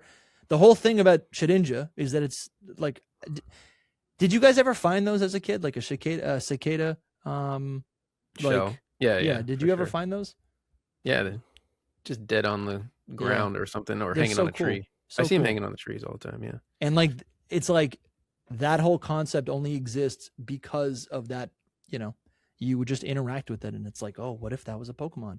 Object sure. Mon. Added to the list. Object Mon. I do think that this is one of the most interesting ones from this, It and the is, most exciting absolutely. ones. I mean, I love bug types, so I'm already just like, let's do this. So Nincada gets a new evolution, and that makes sense. It's just in opposition to Shedinja, Mhm. right? I'm sorry, Ninjask. It's in Ninjask, opposition to Ninjask. Ninjask is bug and flying. A new Nincada evolution could be bug and ground. It just stays on the ground. I think that totally makes sense. And those are opposing forces, so that makes sense. And because it never evolves into a cicada, it does like you eliminate the need for a Shedinja, so that's great. And then Clamperl, I know we talked about it a little bit, but like This one's tough. I don't know. this one honestly doesn't seem that tough. This one is either I just don't know what it could be. it just gets it. I think it just they give it a new held item. So Clamperl, weirdly, is like it's just a fish egg. That's all it is. It's a fish egg that looks like. I mean, I guess it is a bivalve. It is. I guess. Yeah. What's weird about it is like it is. Yeah, I don't know. Like, is it actually a clam? I always thought it was, but then it becomes a fish. So Well, because it like looks like you mean like the pearl? Well, it's not a pearl. It's called clam pearl because it's a clam or it's a pearl inside of a clam. It looks like that, but it actually is a fish egg on Inside something inside of a clam. And so, because it's a fish egg, you can just make it evolve. It could evolve into whatever you want it to evolve into. To be quite honest, I could see clam pearl evolving into a new Pokemon that is based on the sea crate that black and white Snake? sea snake that that Lumi was obsessed with. I mean, and they they're are all everywhere. Like that could serpentine. be the common fish that we or the common sea snake that we find throughout the region, and it feel like feels it'd like be one of these. Yeah, it might be a little too close to Huntail, but I see what you're saying. It could be. Yeah, that's actually true. It is. It actually, yeah. Because what's interesting about this creature is that it has like basically a fin, or like a flipper as like a tail to obviously push it through the water. Mhm. And you're right. Actually, no. You know what? They both Huntail and Gorbis have a flat thing at the end of their tail, so I'm gonna say that's a lock. To be quite honest, like that would fit perfectly. It would fit, but would it be too similar? That's all I think about it. But I mean, they're already.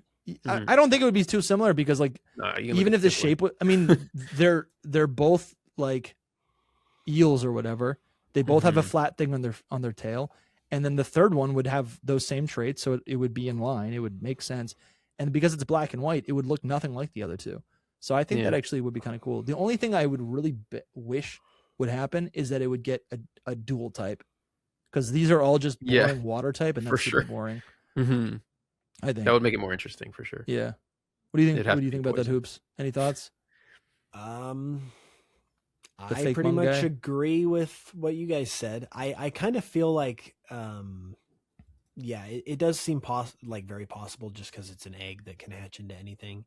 I do wonder about the type because I kind of think, to your guys' point, it would be more interesting, but then it almost makes me wonder if they give a new evolution a dual type, does that like overshadow the other two? So now, are they imbalanced? Yeah, that's kind of like with like Dipplin, right? I was gonna say Dipplin gave it the same type.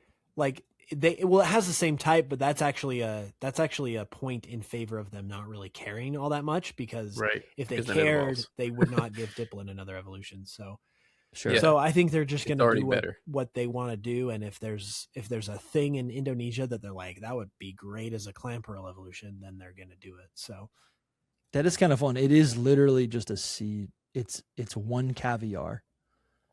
It's just one. It's just one seed. One fish egg. You know what would be really cool? When I was just looking at Diplin, Can you actually go click on Huntail or click on one of them? he was focused on it. But I was looking at Diplin, and it evolves again. That would be a really cool thing to see. I'm not Yeah. Right. like All right, guys. it would I think evolve again. I think Clamperl makes a lot of sense. Gorbis is called the South Sea Pokemon. Mhm. Huntail is called the Deep Sea Pokemon. What's the opposite of the South? We got the North. It's we could get the North Sea. Can you Pokemon. scroll down just a little bit? Yep. Okay. I wanted to verify if they were gendered or not, because Oh, sure. they are in like appearance, but they're not. Yeah. Yeah, they're literally not. speaking. They can be either. But isn't Yeah. that interesting? Like Gorbis is called the South Sea Pokemon. That sounds very similar to the East and West Gastrodon Well, forms. That can Bro, actually speak to the crazy. possibility of this, because with Huntail being the deep sea Pokemon, that basically tells you, yeah, we're gonna see this Pokemon underwater. Or Yes. at Clamperl we'll definitely see.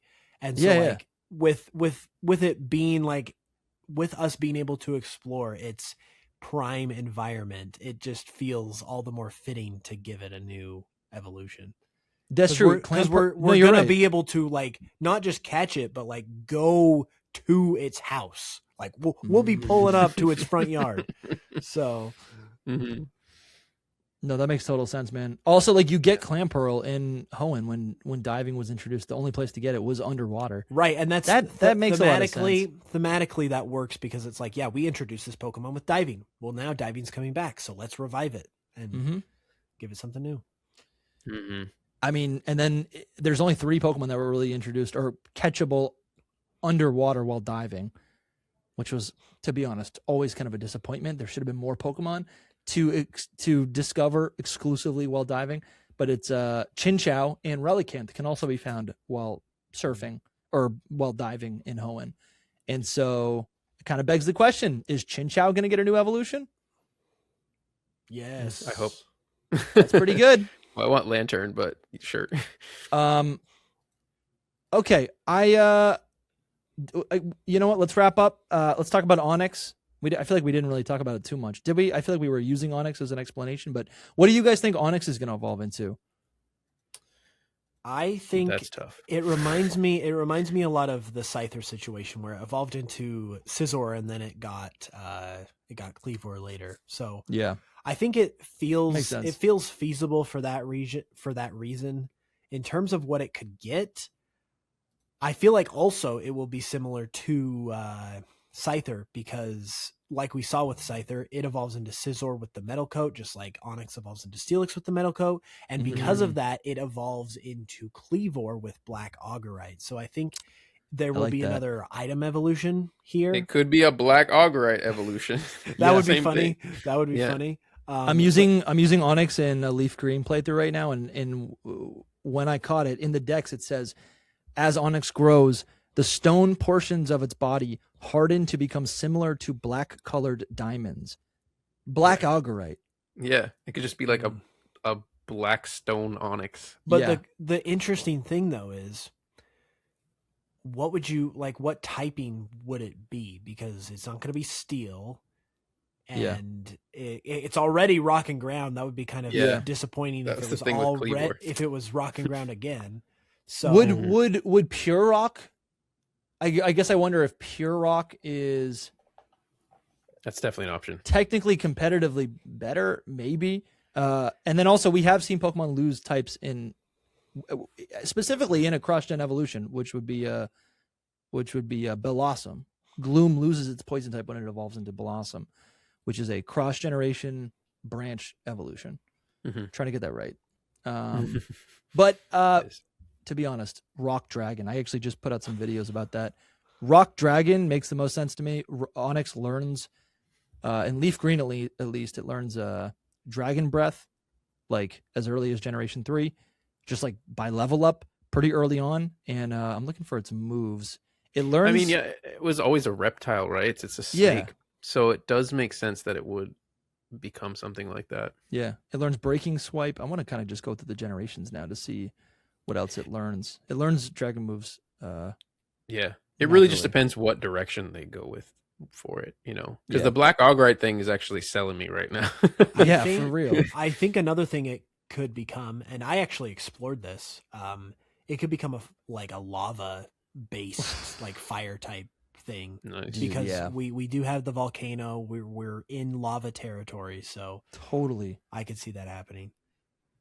Yeah, no, I think that totally makes sense. Like